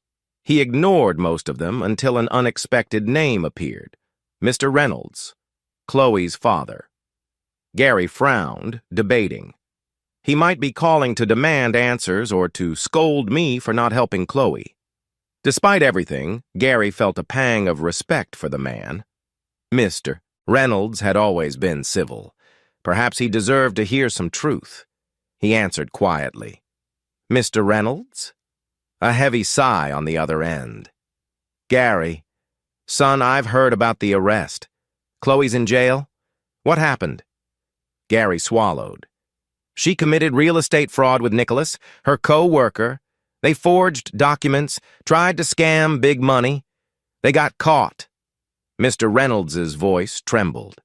Cheating on you too? Gary took a shaky breath. Yes, sir. A beat of silence. Then the older man said, I'm sorry. I had no idea she could stoop this low. If you can find it in your heart, could you help her? She's my daughter, Gary. She's struggling. Anger flared, but Gary reined it in. With all due respect, she betrayed me in every possible way. I'm divorcing her. I don't plan to bail her out. Mr. Reynolds exhaled, sadness woven in every syllable. I understand. Just please, if there's any mercy left in you. She's my child, and seeing her in this mess... His voice cracked. Gary closed his eyes. He'd never heard the man so vulnerable. I'm sorry, but she made her bed. Right, Mr. Reynolds whispered. I guess we'll have to deal with the fallout. A long pause. Even so. Thank you for hearing me out. Gary said nothing, and Mr. Reynolds hung up softly. The phone felt heavy in Gary's hand. Family is another casualty of her betrayal. Still, he couldn't let that sway him. Over the next few days, the scandal escalated. Chloe's mugshot leaked online, fueling gossip threads. Nicholas faced additional charges for prior shady deals uncovered by investigators. The real estate firm that employed them scrambled to distance itself. Meanwhile, Gary's name was kept fairly private. He was known only as a victim's spouse, not a conspirator. Yet, rumors swirled in their social circles. Old friends texted him with shock. "Is it true about Chloe? Wow, man, sorry you're going through this."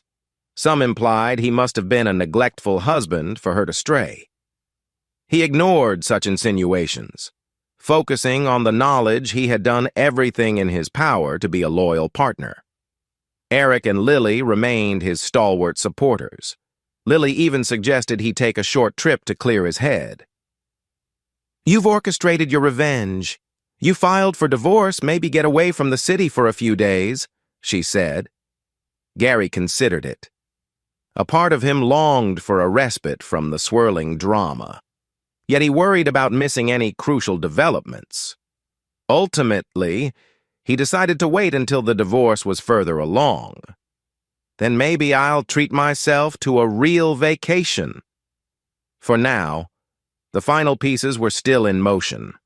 One evening, as Gary scrolled the local news on his tablet, he found an article titled, "Real estate power couple jailed for massive fraud scheme." The piece included references to Chloe Hernandez and Nicholas Avery, detailing how their scheme was unraveled. The article described a mystery whistleblower who provided conclusive evidence. Gary smirked at the term. The last lines mentioned that both defendants were awaiting trial, with potential sentences ranging from 5 to 15 years. 5 to 15. The gravity of that sank in. Chloe, the woman he once loved, could spend years behind bars. He set the tablet aside. Heart heavy. Is this what justice feels like? The satisfaction was real, but so was the sense of finality. He poured himself a glass of whiskey, sipping slowly, letting the amber liquid burn down his throat. He realized something crucial. Revenge might taste sweet initially, but it left a bitter aftertaste. He didn't regret his actions, far from it, but he couldn't deny the hollow sense of loss. He had truly lost his wife, his marriage, his old life, in the pursuit of vengeance. Still, he reminded himself, she was the one who lit the fuse. I just ensured the explosion was on my terms. He raised the glass in a silent toast to the dark horizon outside. "Here's to the next chapter," he murmured. Whatever that held, at least he'd face it without the weight of Chloe's betrayal dragging him down. Chapter 8. Amid the legal chaos, Gary discovered an unexpected sense of calm creeping into his everyday life. With Chloe out of the picture jailed, awaiting trial, the tension of her presence vanished. No more tiptoeing around his own home, no more stale perfume in the air, no more half-truths or suspicious phone calls. He spent more time at the suburban house now that Nicholas wasn't skulking about. The place felt oddly empty, yet also reclaimed, like stepping back onto land long occupied by an invader. One morning he strolled through the living room, noticing framed wedding photos on a shelf. He picked one up, Chloe beaming, her eyes bright with love, or so he'd believed. His chest tightened. What a lie. In a sudden rush of anger, he set the photo face down. Maybe he'd eventually remove all traces of her, but for now, he let it remain as a reminder of how easily trust can be shattered. He turned to see the couch where she'd probably cuddled with Nicholas. Gary's nostrils flared with disgust. I'll replace that soon. He had a growing list of small changes to purge the painful memories from the house. Eric visited that afternoon, bringing sandwiches and a couple of beers. They sat on the back porch, the autumn air crisp. Leaves rustled in the yard, signaling a change of seasons. Fitting, Gary thought, considering the transformation in his personal life. "How you holding up?" Eric asked, passing a beer. Gary sighed. "Better than I expected. The house feels quieter. I guess that's a blessing." But sometimes my thoughts go dark like, how did my marriage turn into a jail sentence for Chloe? Eric studied him. Well, you didn't force her to cheat or commit fraud. She dug her own grave. Gary nodded, sipping. True. After a moment, he added, I'm just adjusting, I guess. The divorce is in motion. The trial date might be a few months away. In the meantime, I'm basically single. Eric clinked bottles. Hey, maybe that's a good thing, fresh start. You deserve better. Gary forced a small laugh. I'm not sure if I'm ready to date again. But yeah, a fresh start might be just what I need. They talked business, sports, random topics, avoiding the deeper emotional wounds for now. Eric left in the evening, leaving Gary with a calm sense that life might soon be normal again, whatever that meant. The next day, Caldwell updated Gary that Chloe's bail hearing was scheduled. Given the severity of charges, the judge might set a high bond or deny it outright. She might remain in jail unless someone fronts the money, Caldwell said. Gary's face hardened. I'm not paying a cent. Let her father do it if he wants to burn cash. Caldwell chuckled. Understood. Also, I've spoken with her public defender. They're hinting she'll claim she was manipulated by Nicholas. He orchestrated everything. She was just an unwitting accomplice. Typical blame shift. Gary's jaw flexed. She forged my signature. That's not unwitting. Exactly. Don't worry, the evidence is solid. She's probably hoping for a lenient plea deal. But either way, your divorce proceeds are unaffected. Gary exhaled. Relief mingled with the bitter realization that Chloe would stoop to any excuse to lighten her sentence. She hasn't changed a bit. True to Caldwell's prediction, the judge set a sky-high bail at Chloe's hearing. Unable to afford it and with no one else stepping forward to pay, Chloe remained behind bars. Nicholas, similarly, had his bail denied after a prior record surfaced. They're stuck, as they deserve, Gary told himself, though a small part of him felt pangs of pity. He tried to channel that pity into something constructive, focusing on finishing the last vestiges of shared bills and joint accounts. Legally, he had every right to sever them all. In a single afternoon, he visited his bank, the mortgage office, and the insurance company, removing Chloe's name from everything possible. Each signature felt like cutting another tie with his old life. Back at the house, he started gathering items Chloe had left behind: clothes, personal trinkets. He stuffed them in boxes. Maybe her parents would come for them eventually. Or maybe they'd go into storage until the legal dust settled. It wasn't his concern anymore. As he taped the last box, he found a small envelope tucked in a dresser drawer, labeled in Chloe's handwriting. Anniversary, letters. Curious, he opened it to find old love notes she'd written him over the years. The sweet words about forever love and unbreakable bond stabbed at him like knives. He dropped them into the trash without a second glance, slamming the dresser drawer shut. One afternoon, Lily flew in for a surprise visit, bounding into Gary's house with an overnight bag and a determined expression. Told you I'd show up if you needed me, she said, and I think you do. Gary attempted a smile. Thanks. You know me always the stoic big brother, but I appreciate you coming. She spent the first hour wandering the house, noticing the changes. Feels empty, she remarked softly. Gary nodded. Chloe's presence is gone, physically and emotionally, and that was the goal, right? But sometimes it's eerie. Lily set her hands on her hips. Let's fix that. We'll rearrange furniture, maybe repaint some rooms. Symbolic new beginnings. Despite himself, Gary chuckled. You sure you want to play interior designer? She grinned. I'm sure. It'll help you move on. Trust me. They spent the next 2 days transforming the house. They hauled the old couch where Chloe and Nicholas likely entwined to the curb. Gary bought a stylish new sectional. They painted the walls in the living room a soothing light gray, replacing the warm beige that once matched Chloe's preferences. With every stroke of the paint roller, Gary felt a weight lifting, as though purging the lingering ghosts of betrayal. In the evenings, Lily prompted Gary to talk about his future. "After the divorce is final, do you want to stay in this house? Or maybe move somewhere fresh?" Gary shrugged, taking a seat on the newly placed sectional. "I have mixed feelings. This was our marital home, but it's also mine. I worked hard to buy it. Part of me wants a brand new start, but another part wants to reclaim this place as something that's just me." Lily sipped tea, nodding. "You can do either.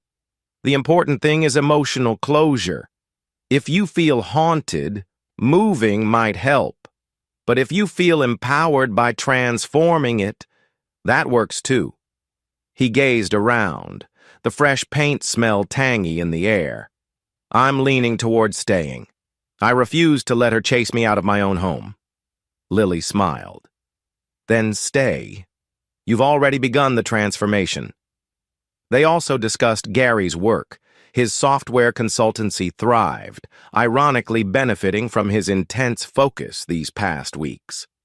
He realized that burying himself in coding and project management served as a distraction from the emotional storm.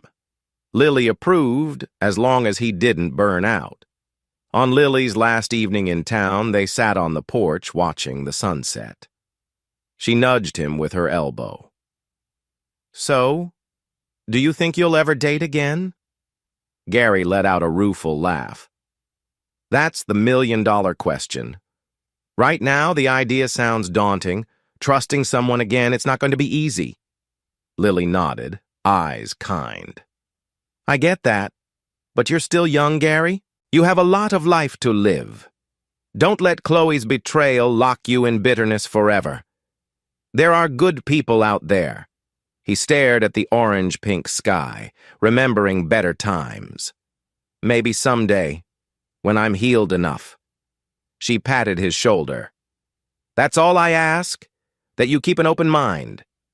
Healing takes time, but you will get there." A comforting silence settled over them, the sky darkening to purple. For the first time in weeks, Gary felt a whisper of hope that perhaps life could hold new joys beyond revenge and heartbreak. The next morning, Lily left for the airport, giving Gary a fierce hug. "Call me if you need anything," she said, "and remember you're stronger than you think." He watched her taxi drive away, then returned inside, feeling the house's hush envelop him. Instead of loneliness, he felt a determined calm. He had survived the worst discovering the affair, orchestrating a cunning plan, witnessing Chloe's arrest. Now, the path to rebuilding lay before him. He busied himself with finalizing details with Caldwell. The lawyer confirmed that Chloe's preliminary hearing was set in a few weeks. Gary might be asked to testify about the forgeries. "Testify as the betrayed husband," he mused. The prospect stirred uneasy memories, but he braced himself. He'd handle it with the same composure that got him this far. That afternoon, he received another inmate call request from Chloe. Against his better judgment, he answered. Her voice, weaker than before, came through the line. "Gary, I don't know what to do. They're offering me a plea deal like if I testify against Nicholas, I could reduce my sentence." Gary remained silent, waiting for her to continue. She sniffled. "I told them I was manipulated, that I thought you were aware of the property stuff. Please, if you'd just back me up somehow."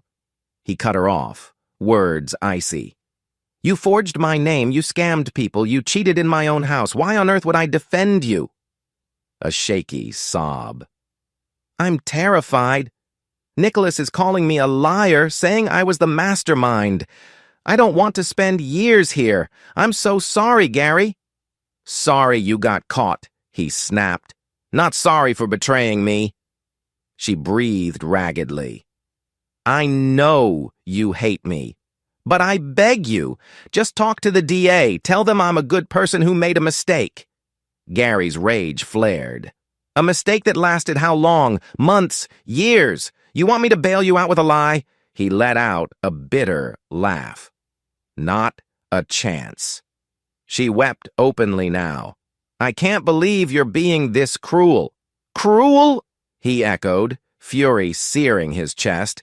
"You did this to yourself. Live with it." He hung up. The call left him shaking with lingering anger, but also a strange finality. She's learning how it feels to be powerless. Gary had no intention of granting her any reprieve. If she wanted mercy, she should have thought about that before crawling into Nicholas's bed and forging documents. He stepped into the newly redecorated living room, gaze settling on the bare wall where once a wedding portrait had hung. Now, it was empty, a blank canvas for future possibilities. He took a deep breath, feeling the last vestiges of pity slide away. This was the life he'd chosen, free from Chloe's deceit, built upon his own resolve. A new wave of determination surged. He was done with her manipulations, done with the guilt. He had a trial to attend soon, a divorce nearing finalization, and a future waiting for him once the dust settled. Let her rot, he thought. I'm moving on. He walked to the kitchen, grabbed his phone, and blocked the jail's number once and for all. No more calls, no more pleas.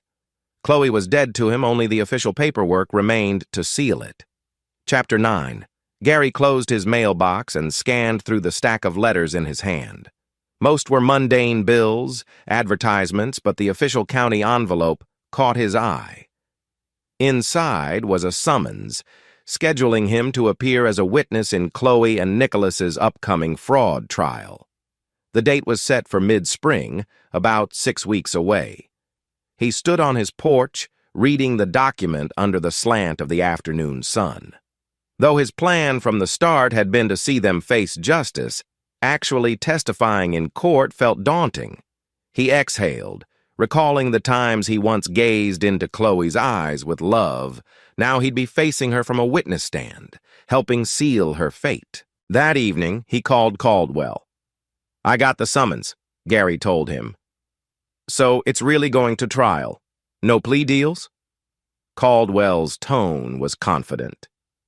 It appears both Chloe and Nicholas refused to plead guilty, each claiming the other masterminded the fraud. The prosecution's ready to proceed in open court. You'll be key, given your evidence of forgery and your knowledge of the property scam. Gary felt a swirl of emotions. I'll do what's necessary. This is the end game. In the ensuing weeks, Gary juggled his demanding software consultancy with the looming reality of testifying. He spent hours reviewing the digital records he'd collected, screenshots of incriminating texts, bank statements, the decoy property listings. Caldwell coached him on how to answer questions calmly without giving the defense any leverage. Late one night, he found himself scrolling through old phone logs, reacquainting himself with each twist that confirmed Chloe's guilt. A strange numbness had taken root. The fury he once felt seemed distant, replaced by a grim sense of resolve. I've come too far to waver now, he reminded himself. Meanwhile, news outlets occasionally reported on the upcoming trial, referring to it as a notable real estate fraud case. Chloe and Nicholas had each hired separate legal counsel. Their lawyers hinted that the two defendants might accuse each other of orchestrating everything. Gary's name was rarely mentioned, something Caldwell had arranged, by emphasizing that Gary was a victim, not a co-conspirator. One afternoon, Lily video called from the West Coast. Her face filled Gary's phone screen with a supportive smile. "How's your headspace?" she asked. Gary shrugged. "I'm centered, I guess." Honestly, I'm not losing sleep over it anymore. The house is repainted, my finances are stable. The divorce hearing is next month, just a formality since Chloe can't contest from jail. Lily nodded thoughtfully. That's progress. Have you thought about what you'll say in court? I'll tell the truth, Gary said firmly. She used my name. She cheated me in every sense, and she broke the law with Nicholas. There's no sugarcoating it. Lily studied him, eyes compassionate. Just be ready for emotional whiplash. Seeing her in person might stir up old feelings. Gary's jaw set. Let it. I'm not backing down. They chatted a bit longer about family news, then said their goodbyes. After the call ended, Gary stared out the window at the budding spring leaves, trying to quell the knot in his chest. He was resolute in seeing this through to the bitter end. On a crisp morning just weeks before the trial, Gary drove to the county courthouse for a brief meeting with the prosecution team. The large granite building loomed, its columns giving it an air of solemn authority. Inside, the prosecutor, an efficient, no-nonsense woman named Dorsey, led him into a conference room. "We'll keep this informal," she said, gesturing to a seat. "I want you comfortable when we get to trial." She had him walk through his entire history with Chloe, how they met, when they married, how she got involved with Nicholas. Then Dorsey zeroed in on the real estate scheme. Gary handed over digital copies of texts, videos, and financial statements. Dorsey's eyes gleamed with satisfaction. "This is quite comprehensive. Between your evidence and the documents we subpoenaed from the brokerage, we have a solid case." He nodded, pressing his palms against the table. "I just want justice served." She offered a tight-lipped smile. "Trust me, Mr. Hernandez, we have enough to bury them. You just need to stay calm on the stand." After the meeting, Gary stepped out onto the courthouse steps. An unexpected figure stood there, staring at him. Mr. Reynolds, Chloe's father. The older man's face was etched with worry, and the lines around his eyes seemed deeper than Gary remembered. He approached tentatively. Gary sighed inwardly. "Mr. Reynolds, good morning." The older man nodded, gaze downcast. "I heard you're testifying. I came here hoping to speak with you, though I'm not sure what I expect you to say." Gary's stomach tightened with empathy and lingering anger. "Sir, I'm sorry you're in this position, but Chloe made her choices." A tremor passed over the older man's face. "I know. I'm not here to defend her crimes. I love my daughter. It's tearing me up seeing her in an orange jumpsuit." Gary forced a neutral tone. "I understand, but my role is to tell the truth." Mr. Reynolds nodded, eyes brimming with sorrow. "Then do what you must. I'd just ask if there's any room for forgiveness. Please consider it." Gary didn't reply, mind flashing back to all the lies, the betrayal, the cold phone calls from jail. He wanted to say, "Forgiveness is off the table," but instead he said quietly, "We'll see." Then he left, the weight of Mr. Reynolds's plea following him to his car. In the final days leading to the trial, Gary threw himself into work, wrapping up a major software deployment. The engrossing technical details helped keep him from fretting over the upcoming courtroom drama. Still, each night he revisited the mental script. How he'd answer the prosecutor's questions, how he'd handle cross-examination if Chloe's defense tried to paint him as bitter or vengeful. Eric visited Gary for dinner the weekend before the trial, bringing pizza and a six-pack of craft beer. They lounged in the living room, munching slices while the TV played some forgettable movie in the background. "So," Eric began, wiping his mouth, "trial's Monday. How are you feeling?" Gary shrugged, swirling a beer bottle in his hand. "Oddly calm? I think I'm ready." Eric studied him. "You sure? This is the final confrontation." She'll be right there, and Nicholas, too. They might try some last-ditch theatrics. Gary exhaled. They can do whatever they want. The evidence is overwhelming. I'm not scared of them anymore. A small grin flickered over Eric's face. I'm proud of you, man. You turned what could have destroyed you into a moment of strength. Gary nodded, eyes flicking to the blank spot on the wall where a wedding photo once hung. I had no choice. It was survive or cave in. They clinked beer bottles in a quiet toast. Outside, twilight settled over the neighborhood, the hush a stark contrast to the storm that would soon erupt in court. Come Monday morning, Gary donned a tailored suit, the same one he wore on the day Chloe and Nicholas first signed those incriminating documents. It felt symbolic somehow, like returning to the scene of the crime. He arrived at the courthouse early, stepping inside with a determined set to his shoulders. The hallway outside the courtroom buzzed with reporters, curious onlookers, and the echo of footsteps on polished floors. Gary spotted Caldwell near the courtroom doors, accompanied by Dorsey, the prosecutor.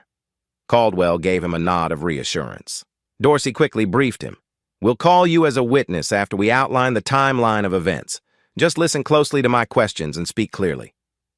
Gary's heart thumped. Understood. Inside, he took a seat in the gallery. A short while later, the bailiffs ushered in the defendants. Gary's pulse spiked at the sight of Chloe in a conservative blouse and skirt, likely borrowed from her lawyer's office since she'd arrived from jail. Her face looked thinner, eyes hollow. Nicholas, in a cheap suit, strode in with a swagger that seemed forced, a scowl etched on his features. Gary felt a surge of emotions, anger, pity, lingering heartbreak. He reminded himself they brought this on themselves. He looked away as Chloe swept her gaze across the room, searching until she spotted him. Their eyes locked for a split second before he dropped his gaze, refusing to engage. Proceedings began. The prosecution laid out the charges: conspiracy to commit fraud, forging legal documents, and additional counts relating to the real estate scheme. Nicholas's defense attorney tried to argue that Chloe was the driving force, painting Nicholas as merely following instructions. Chloe's lawyer, conversely, insisted that Nicholas manipulated her due to her lack of financial savvy. Both versions contradicted each other, underscoring the rift between the co-defendants. After lunch recess, the moment arrived. Dorsey called Gary Hernandez to the stand. Gary rose, heart hammering, and took the oath to tell the truth. Settling in the witness chair, he straightened his suit jacket and caught a glimpse of Chloe's stricken face. Stay calm, he told himself. Dorsey began gently, asking about his marriage, how he met Chloe, their backgrounds establishing credibility. Then she pivoted to the affair. Mr. Hernandez, how did you first discover Chloe was involved with Nicholas Avery? Gary swallowed. I came home unexpectedly from a business trip, found them together. He outlined the initial shock, the subsequent decision to gather evidence. Without revealing the more personal aspects of revenge, he explained how he uncovered text messages, how he recorded the incriminating activities. The courtroom listened in hushed silence. When Dorsey displayed a printout of the forged documents bearing Gary's name, he recounted how Chloe used his signatures without consent. The judge's expression was grave. The jurors scribbled notes. Chloe looked down, unable to meet his eyes. Eventually, Chloe's defense attorney rose for cross-examination. A tall, sharp-featured man, he tried to spin Gary's actions as vengeful snooping. He asked if Gary was driven by jealousy, implying he manipulated evidence out of spite. Gary remained collected. I had every reason to be angry, yes. But these documents, he tapped the exhibit, were discovered in official channels. The signatures are forged. That's not my handwriting. No matter what personal motivations I had, the facts stand. The defense attorney pressed on. Isn't it true you set a trap property for them to invest in, essentially goading them into fraud? Gary's pulse quickened. Careful. I provided a real listing. I suspected they'd jump at the chance to commit wrongdoing if they thought it was easy money. And they did. He kept his tone factual. I didn't force them to forge anything. Murmurs rippled through the gallery. The judge banged the gavel lightly for silence. The defense attorney tried another angle, but couldn't shake Gary's calm composure. After a few more questions, he sat down, looking frustrated. Nicholas's lawyer tried a similar tack, painting Gary as a cunning orchestrator. But Gary repeated the same truth he'd only uncovered what Nicholas and Chloe willingly did. They dug their own hole. Satisfied, Dorsey ended Gary's questioning. As he stepped down from the stand, Gary felt a weight lift. He'd told the truth, unflinchingly. That should seal it. The trial continued for several more days. Financial experts testified, revealing the extent of Nicholas and Chloe's scam. Former co-workers described suspicious behaviors. By the end, the prosecution's case was airtight. Gary attended off and on, occasionally locking eyes with Chloe's father, who sat grim-faced in the back row. Finally, the jury deliberated. The atmosphere in the courtroom was electric with tension when they returned. The four-person delivered the verdict. Guilty on all primary counts for both Nicholas Avery and Chloe Hernandez. Gasps and muffled cries spread through the courtroom. Chloe broke into sobs, covering her face with trembling hands. Nicholas cursed under his breath, shooting Gary a venomous glare. The judge revoked any chance of bail extension, ordering them back into custody until sentencing. A swirl of relief and lingering sadness swept through Gary. He'd come here to see them held accountable, and he got exactly that. Now they'd await sentencing, potentially facing years behind bars. As the bailiff led Chloe away, she paused, eyes redrimmed, looking at Gary one last time. Her lips moved soundlessly. Perhaps I'm sorry, or help me. He couldn't tell. He didn't respond. He only watched her vanish through the courtroom door. A chapter of his life finally closing. Chapter 10. 2 weeks after the trial, Gary found himself in the same courthouse for Chloe's formal sentencing hearing. He nearly considered staying away. He had no obligation to attend, but something compelled him to witness the final outcome. Closure, he told himself. I need to see this through. The hearing was brief. The judge recapped the gravity of the crimes: forging legal documents, defrauding banks, and conspiring to profit illegally. Nicholas received a stiffer penalty due to a prior record, sentenced to a substantial prison term. Chloe's sentence, while slightly lighter, was still several years. She crumpled at the pronouncement, sobbing openly. Gary watched from a back row, face expressionless. He felt no triumph, only a hollow acceptance. When Chloe glanced over her shoulder, their eyes met again. This time, no tears, just a worn despair in her gaze. A bailiff then escorted her away. Leaving the courtroom, Gary exhaled the tension from his shoulders. It's over. Nicholas and Chloe's immediate future was prison.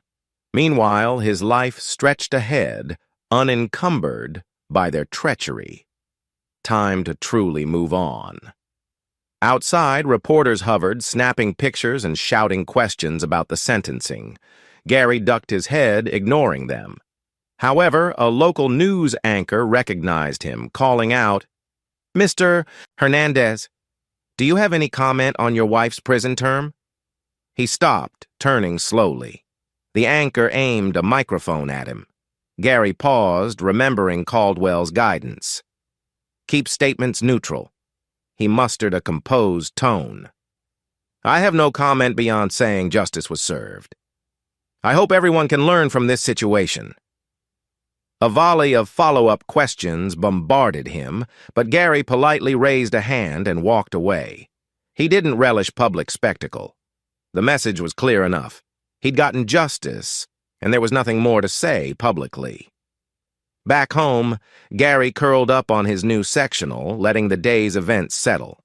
The house was quiet, the final lines of sunlight stretching across the living room floor. He sipped a glass of water, replaying the sentencing in his mind. Chloe is gone for years. The finality of it made his chest constrict. She'd betrayed him, but part of him remembered the kind, optimistic Chloe from their early years. Where had that person vanished? He shook off the nostalgia.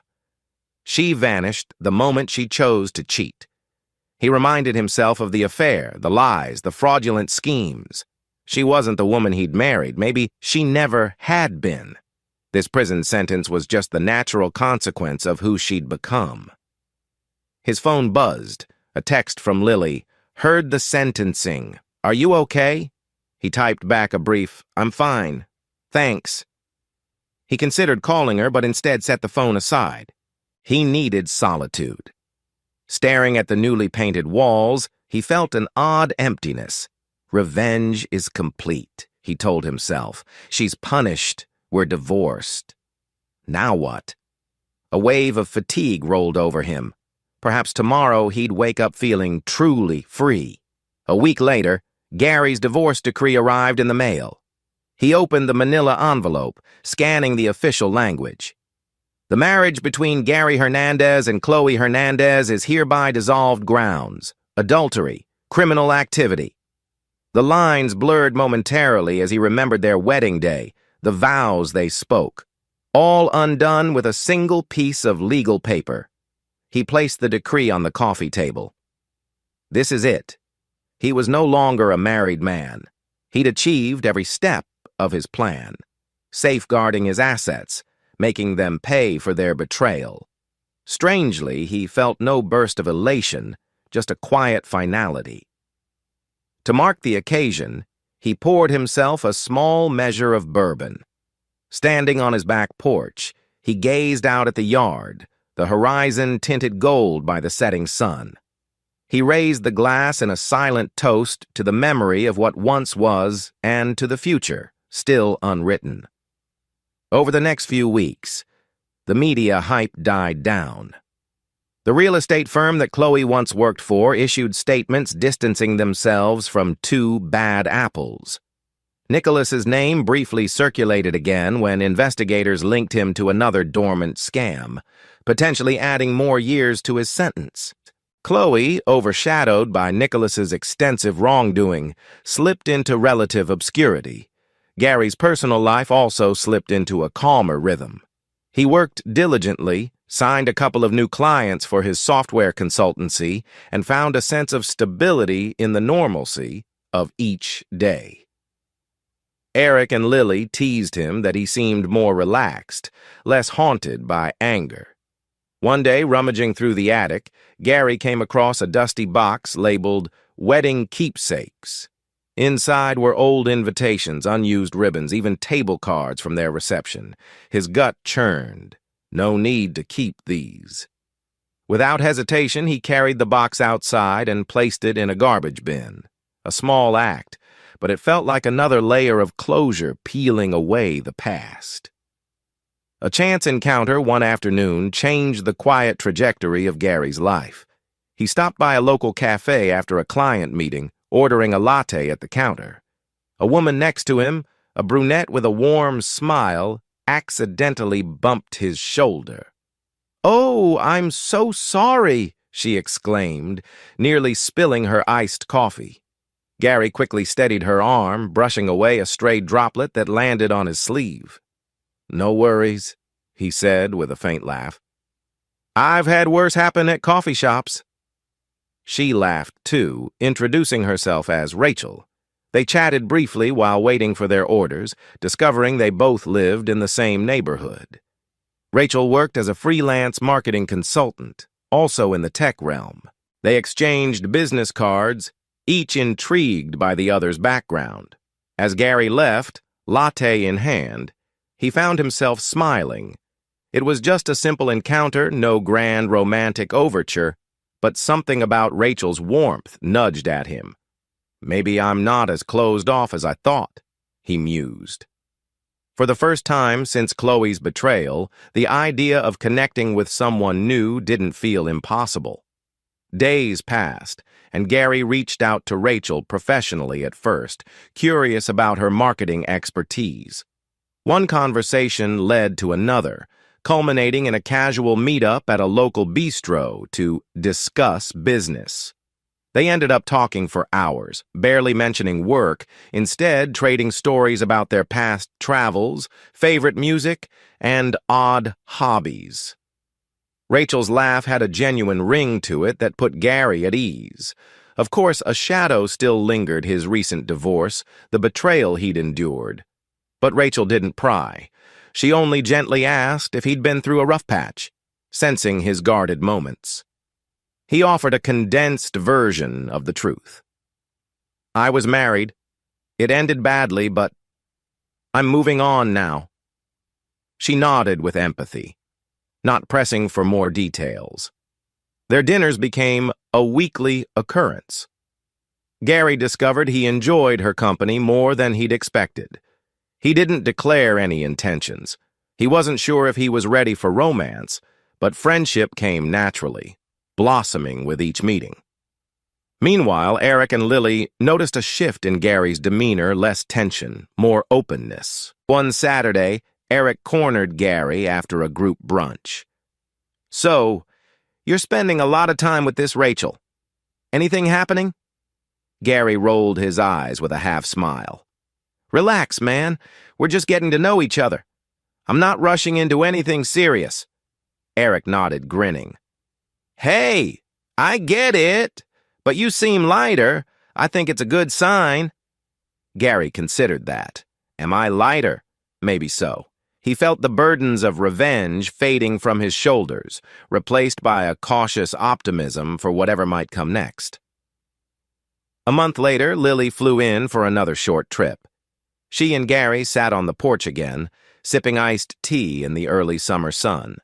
She beamed as Gary described his new consultancy contracts, his redecorated house, and, yes, a bit about Rachel. I'm so happy you're opening up, Lily gushed, eyes shining. That's a huge leap from where you were, all consumed by vengeance and heartbreak. Gary shrugged, a small smile tugging at his lips. Life moves forward. I learned that dwelling in anger forever, it's not sustainable. I got my closure. Chloe's in prison. The marriage is officially dissolved. Now it's up to me to shape my next chapter. Lily patted his shoulder.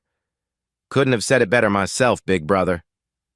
They shared a comfortable silence, the yard a testament to Gary's revival, a few newly planted flowers, fresh patio furniture, the old memories replaced by living growth. Maybe it's symbolic, he thought. My life can bloom again. That evening, Gary stepped out alone to take a walk through the neighborhood. The summer twilight cast the streets in a gentle glow. Passing homes with lit windows and distant laughter, he recalled how he once felt so isolated amid his betrayal. Now, he realized how much he had reclaimed his sense of self. As he strolled, a breeze rustled the trees, bringing a mild relief from the day's heat. I've come so far, he mused. From discovering Chloe's affair, to methodically gathering evidence, to watching them get locked up. And now, here I am free. He paused under a street lamp, glancing at the sky where a faint crescent moon hung. I did what I had to, he whispered to the still air, and I don't regret it. Yet he felt no celebratory rush, only a quiet acceptance. Revenge had served its purpose, and in that finality, he found a semblance of peace. Tomorrow is a new day, he told himself, resuming his walk, and I'm ready to live it on my own terms. Chapter 11. 3 months passed. Gary's life settled into a comfortable rhythm. He continued seeing Rachel occasionally, though they kept it relaxed, neither proclaiming it a serious relationship. Their shared interests, tech innovations, indie, concerts, volunteer work created a foundation for genuine friendship. If romance bloomed, Gary decided he wouldn't resist it. For now, he cherished her easy company.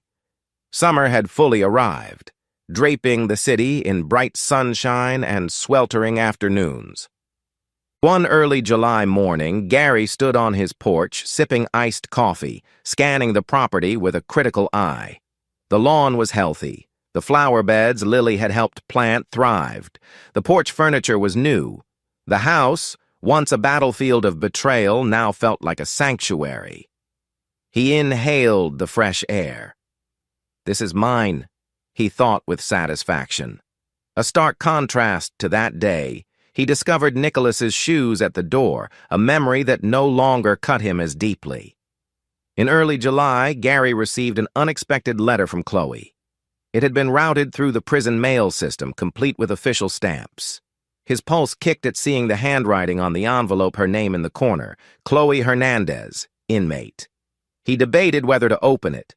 Part of him wanted to tear it up unread. Another part, curious, felt compelled to see what she had to say. In the end, he sat at his kitchen table, carefully opening the envelope. The letter was short, scrawled in a shaky pen. "Gary, I know I'm the last person you want to hear from, but I can't bear my regrets alone. I took everything for granted, your love, your trust. I used you and hurt you in ways I can't undo. I'm not asking for a pardon. I just want you to know I'm sorry. Every day in here I realize how wrong I was. I hope one day you can find it in your heart to forgive me. If not, I understand. Chloe." He stared at the letter, emotions roiling. Was this genuine remorse or a ploy for sympathy? The cynic in him suspected manipulation, but another part acknowledged that prison might indeed make someone reflect on their actions. Does it matter? He wondered. He had no intention of responding. Forgiveness was a personal journey. He didn't owe her anything. He placed the letter in a drawer, intending to think about it later. For now, it changed nothing. A few days later, Lily called, and Gary read the letter to her verbatim. She let out a low whistle. I don't know, man. Maybe she's genuinely sorry, or maybe she's hoping you'll help her get parole or something." Gary nodded at the phone. "It doesn't change the facts. She's in prison for good reason. I have zero intention of interceding." Lily's voice softened. "True. But maybe acknowledging her apology in your own heart could help you, not her. You know, let go of the last bits of anger." Gary sighed. "I'm mostly past anger anyway. I'm living my life, she's reaping her consequences. That's enough." He ended the call, mind drifting back to the letter. Let go of the last bits of anger. He wondered if that was possible without offering a direct response. Perhaps time would tell. On a sunnier note, Gary's software consultancy soared to new heights. He landed a significant contract with a regional hospital group, developing specialized data analytics. The challenge invigorated him, filling his days with programming sprints and client meetings. Rachel, who had marketing expertise, lent a hand occasionally, refining his company's branding. Their collaboration was seamless, forging an even stronger bond. One afternoon, after polishing a marketing pitch, they took a break at a nearby park. Birds chirped overhead, and a gentle breeze rustled the trees. Rachel stretched out on a bench, eyes shining. "You know, Gary, you could expand your business beyond local clients. You have the talent and the connections." He considered that, smiling. "Yeah, I've thought about it. Maybe in the future I'll aim bigger. For now, I like the personal touch of working with clients directly." She nodded, a playful glint in her eyes. "Where do you see yourself in a couple of years? In business, life, everything?" Gary hesitated, the ghost of his old heartbreak hovering in the back of his mind. "I'm not entirely sure," he admitted, "but for once uncertainty doesn't scare me. I know I'm not stuck." I can choose my next step. She reached out, giving his hand a light squeeze. That's growth right there. He nodded, warmth spreading in his chest. Perhaps there was more to life than revenge and regret. One evening, Eric invited Gary to a small barbecue at his home. A cluster of mutual friends gathered, some of whom hadn't seen Gary since before the scandal. As they sipped cold drinks and grilled steaks, they inevitably asked about the fiasco. "Dude, you sure went through hell," one friend commented. "We were all shocked when we heard about Chloe's arrest." Gary offered a measured shrug. "Yeah, it was rough, but I'm in a better place now."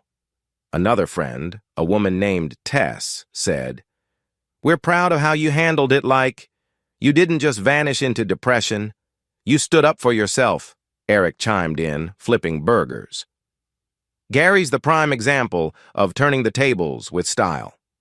Gary flushed slightly. "I won't pretend it was easy. But yeah, I guess I had to do it my way." A wave of gratitude swelled in him, recognizing the support from these friends. The days of isolation and secrecy were behind him. Now he could talk openly about the ordeal, no longer haunted by shame or fury.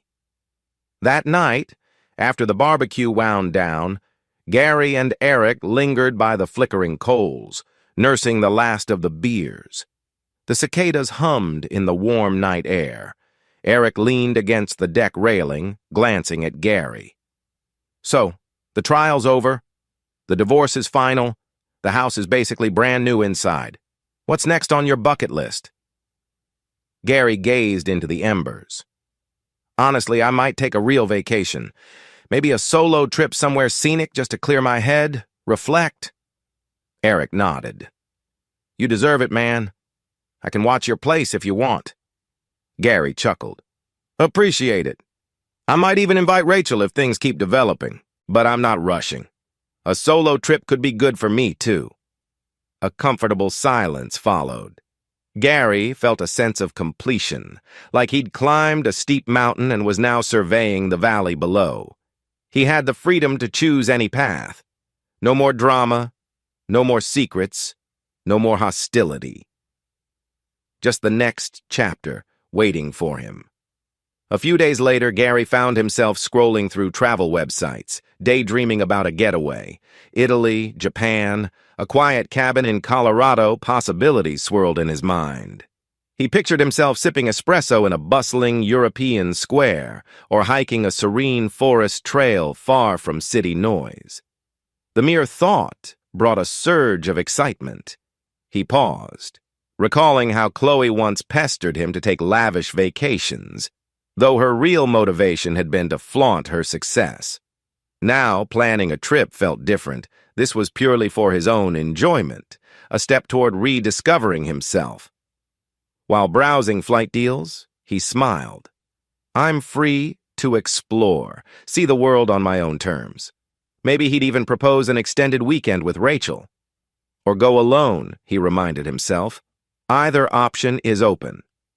That sense of possibility felt refreshing. One Saturday morning, Lily and Gary met for breakfast at a diner. She'd flown in again for a quick business trip and used the chance to see him. Over stacks of pancakes, Lily gave him a proud once-over. "You look good," she remarked, swirling her orange juice. "Less tension in your shoulders, more spark in your eyes." Gary shrugged with a grin. "I guess I'm just at peace with everything. The legal stuff is done. The house is my space, and I'm building a future without the baggage." She tapped his plate with her fork in mock salute. "That's what I love to hear. Remember those nights you'd call me, borderline spiraling over Chloe's lies? You've come so far." He nodded, memory of those dark nights flickering across his mind. "I sometimes wonder if I'd be this strong without going through all that." Lily reached over and squeezed his hand. "Pain can forge resilience. Just make sure you don't let it harden you against new happiness." A wistful smile tugged at Gary's lips. "I'm working on that." After Lily departed, Gary drove home, feeling a surge of gratitude for her unwavering support. As he turned onto his street, he noticed a U-Haul truck in front of a neighboring house. A new family was moving in, a couple with 2 kids who looked excited to explore their yard. The sight warmed Gary's heart. New beginnings all around, he thought. He parked his car and hopped out. Without hesitation, he strolled over to the newcomers, offering a friendly wave. "Hi, I'm Gary from next door. Need an extra hand with anything?" They smiled, relieved, and he spent the next hour helping them lift boxes, exchanging small talk. He enjoyed the normalcy of neighborly kindness. If you'd asked me a year ago, I couldn't have imagined being so at ease. That evening, Gary relaxed in his living room, the new couch angled perfectly to watch the sunset through the large front window. A gentle hush enveloped the room. He sipped tea, reflecting on how drastically life had changed. From the devastation of betrayal to the triumph of revenge, from the bitterness of heartbreak to a newfound openness to possibility. His phone chimed a text from Rachel. "How about dinner tomorrow night?" "My treat. I found a great Thai place." He felt a light flutter of anticipation. Smiling, he typed back, "I'm game. Can't wait." After sending the message, he set the phone aside. He thought of Chloe's letter, still in the drawer. Maybe in time he'd reread it and decide if forgiveness was possible. For now, it didn't matter. He had released himself from her grip. She was a cautionary chapter he'd left behind. He closed his eyes, letting the final rays of sunlight warm his face. "I'm stronger, freer, and ready for tomorrow." The hush of the house no longer felt lonely, but serene. With the past laid to rest, Gary embraced the quiet confidence of a man who had survived betrayal, orchestrated justice, and emerged on the other side unbroken and unafraid. Chapter 12. Late summer brought balmy temperatures and lively energy to the city. Gary found himself thriving in the surge of activity both socially and professionally. Word of mouth about his software consultancy grew, and he enjoyed a steady stream of projects that challenged him. The house transformations were nearly complete. New furniture, updated decor, a fresh coat of paint on the outside shutters.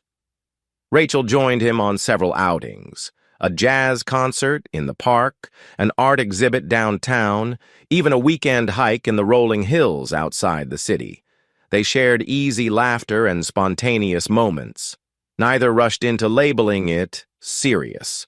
Still, a quiet closeness was undeniable. One morning, as they strolled along a nature trail, Rachel paused to catch her breath. "We should do this more often," she said, gazing at the forest canopy overhead. "It's good for the soul." Gary nodded, a faint grin curving his lips.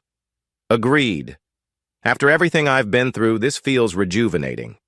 She squeezed his hand, not prying further.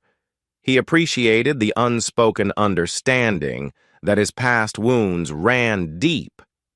But he was choosing to step into new experiences without letting old scars paralyze him.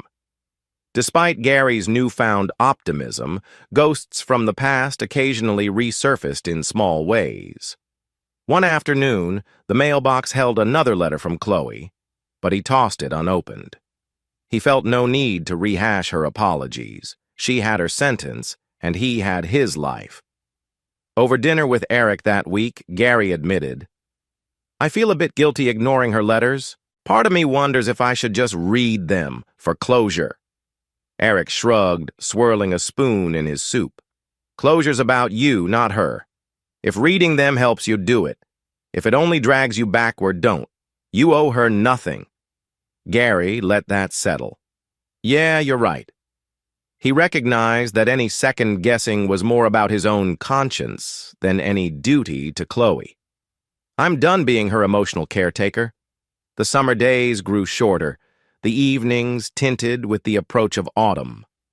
Gary found himself on the cusp of another personal milestone, finalizing the sale of a small condo he'd invested in years ago. It had served as a rental property during his marriage, but with all the legal commotion, he'd let it sit vacant. Now, he decided to unload it, further removing financial entanglements tied to his past. At the closing table, the buyer, a young couple, signed the documents with excitement. Gary smiled politely, recalling his own illusions of a bright future when he first married Chloe. Life has a way of upending illusions, he thought with a twinge of nostalgia. But illusions aside, he now felt a solid foundation under him. When the deal was done, he walked out with a check in hand, a chunk of extra funds that symbolized another severed tie to the old life. He felt lighter, like he'd pruned unnecessary branches from a tree so it could grow stronger. That evening, he decided to treat himself and Rachel to a small celebratory dinner at an upscale rooftop restaurant downtown. The city lights twinkled below as they clinked glasses of white wine. Rachel sipped, leaning on the railing with a contented smile. "I'm proud of you," she said softly. "You're taking charge of your life." Gary met her gaze. "I had to. For a while, I let betrayal consume me. But now, I see a bigger horizon." She traced a fingertip along the rim of her glass. "So, if you could sum up what you've learned in one sentence," he thought, recalling the long journey. "Maybe. Never let someone's betrayal define your future, but never forget the strength you found in facing it." He gave a small shrug. "Something like that." Her eyes shone with admiration. "That's powerful." He glanced out at the skyline, the breeze lifting his hair. For a moment, he envisioned the city as a metaphor. Bright lights forging ahead in the night, each building standing tall despite the darkness around it. "That's me," he mused, "still shining even after the darkest betrayal." A week later, Lily visited once more, finalizing some business on her end. She convinced Gary to take her out to the new brunch spot in town. Over avocado toast and fresh fruit smoothies, she teased him about Rachel. "What's the deal? Are you, official?" Gary chuckled, drumming his fingers on the tabletop. "You sound like a teenager, but if you must know, we're exploring. We connect well, but I'm cautious." Lily rolled her eyes playfully. "Cautious is fine, but don't let caution rob you of happiness. Sometimes you have to risk a bit, you know?" He sighed. "Yeah, I know. I guess I'm still healing." She softened. "Healing doesn't mean you can't find joy. Don't be afraid to let someone in." Gary nodded, a contemplative smile forming. He flashed back to that day of utter shock when he found Chloe's lover's shoes at the door, how far he'd come from that devastation. Maybe it's time to trust again, he thought, at least enough to see where it leads. As August neared its end, Gary received a message from Caldwell. "Chloe is appealing. Her sentence likely won't change much.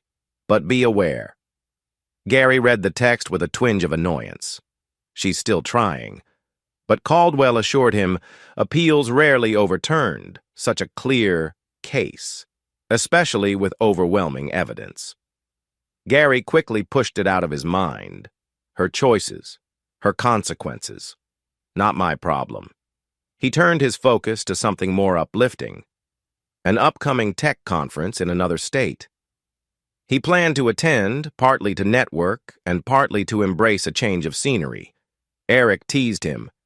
"Just don't let them keep you so busy you forget to enjoy the hotel's pool bar." Gary laughed, feeling an unfamiliar excitement about traveling without the burden of deception or emotional chaos. On a whim, he invited Rachel along, pointing out it could be a casual trip she could do some remote work, and they'd share free evenings. She lit up at the invitation, agreeing readily. Why not explore a new city together? The conference trip was a low-key adventure. They attended workshops in the day, gleaning insights from industry leaders. In the evenings, they sampled local cuisine and strolled through the city's historic downtown, hand in hand. It felt almost surreal to Gary he'd left the city once, with Chloe, under illusions of marital bliss. Now, with Rachel, everything felt genuine and unforced. One night, returning to their shared hotel suite after a late dinner, Rachel settled on the couch, her expression thoughtful. "We've been spending a lot of time together," she said gently. "I'm curious if you feel ready to define what we have." Gary's heart thumped. He considered the question carefully. "I care about you," he said slowly. "And I do want something meaningful. It's just I have scars." She smiled softly, reaching for his hand. "I understand scars, but I'm willing to move at a pace that respects them." He exhaled, gratitude welling up. "I guess, if we're naming it, I'm open to calling you my girlfriend, if that's not too high school to say." She laughed, eyes crinkling. "Sounds good to me." They sealed it with a gentle kiss, a warmth that chased away the last echoes of Gary's old anguish. Returning home after the conference, Gary felt a renewed sense of optimism. He juggled his work projects, kept up with the final touches on his house, and found time to indulge in small adventures with Rachel. The seasons shifted, bringing cooler breezes, reminding him of how quickly a year could turn one's life upside down and then back upright again. One day in late September, Gary stumbled upon an old digital album while organizing files on his computer. Photos from the early days of his marriage to Chloe scrolled by. Vacations, holiday gatherings, silly selfies. He paused, heart twinging. That was me, so naive. But instead of anger, he felt a gentle sadness for the man he used to be. "I can't erase the past, but I've outgrown it." He closed the album, copying it to a backup drive. He decided not to delete it. The memories, good or bad, were part of his journey. On a crisp autumn morning, Gary took a walk through a local park. Leaves blazed in oranges and reds, crunching underfoot. He reflected on the changes around him. Chloe and Nicholas in prison, the trial over, the divorce final, his life recentered. He'd achieved everything he once set out to do when rage fueled him. Yet ironically, it was a calm acceptance that filled him now. He found a quiet bench, sitting to watch children play on the swings. A mother pushed her toddler gently, laughter ringing out. Life goes on for everyone, Gary thought. No matter how intense your personal storms, the world keeps spinning. He let out a slow breath, realizing he was content. The bitterness had faded into a distant memory, replaced by a sense of peace and readiness for whatever lay ahead. That evening, Gary hosted a small gathering at his home. Eric, Lily, in town again, Rachel, and a few close friends. They grilled on the patio, toasted with wine, and joked about everyday things. The conversation never once circled back to Chloe or the scandal. It was as if that chapter was sealed, overshadowed by the promise of new beginnings. As the night wound down, Lily pulled Gary aside, giving him a tight hug. "I'm proud of you," she whispered. "You went through hell, but here you are, opening your home, your heart living again." Gary nodded, emotion thick in his throat. "Thanks. Couldn't have done it without you." She winked. "Guess we're all stronger than we think." Later, after the last guest left, Gary stood on his porch, Rachel at his side. They stared at the moonlit sky, the hush of midnight wrapping around them. He felt her hand slip into his, a comforting warmth. A year ago, he'd stood on a different porch, seething with betrayal. Now, he breathed in the crisp air, grateful for the transformation. In the quiet, he whispered, "This is what it feels like to be free." Rachel glanced at him, smiling curiously. "Free?" He smiled back. Free from lies, free from anger, just free to be me. She rested her head on his shoulder, and they stood there, watching the moon trace its path across the sky. No longer haunted, no longer tethered to rage, Gary embraced the serenity of a future he'd built on his own terms, stronger, wiser, and at peace.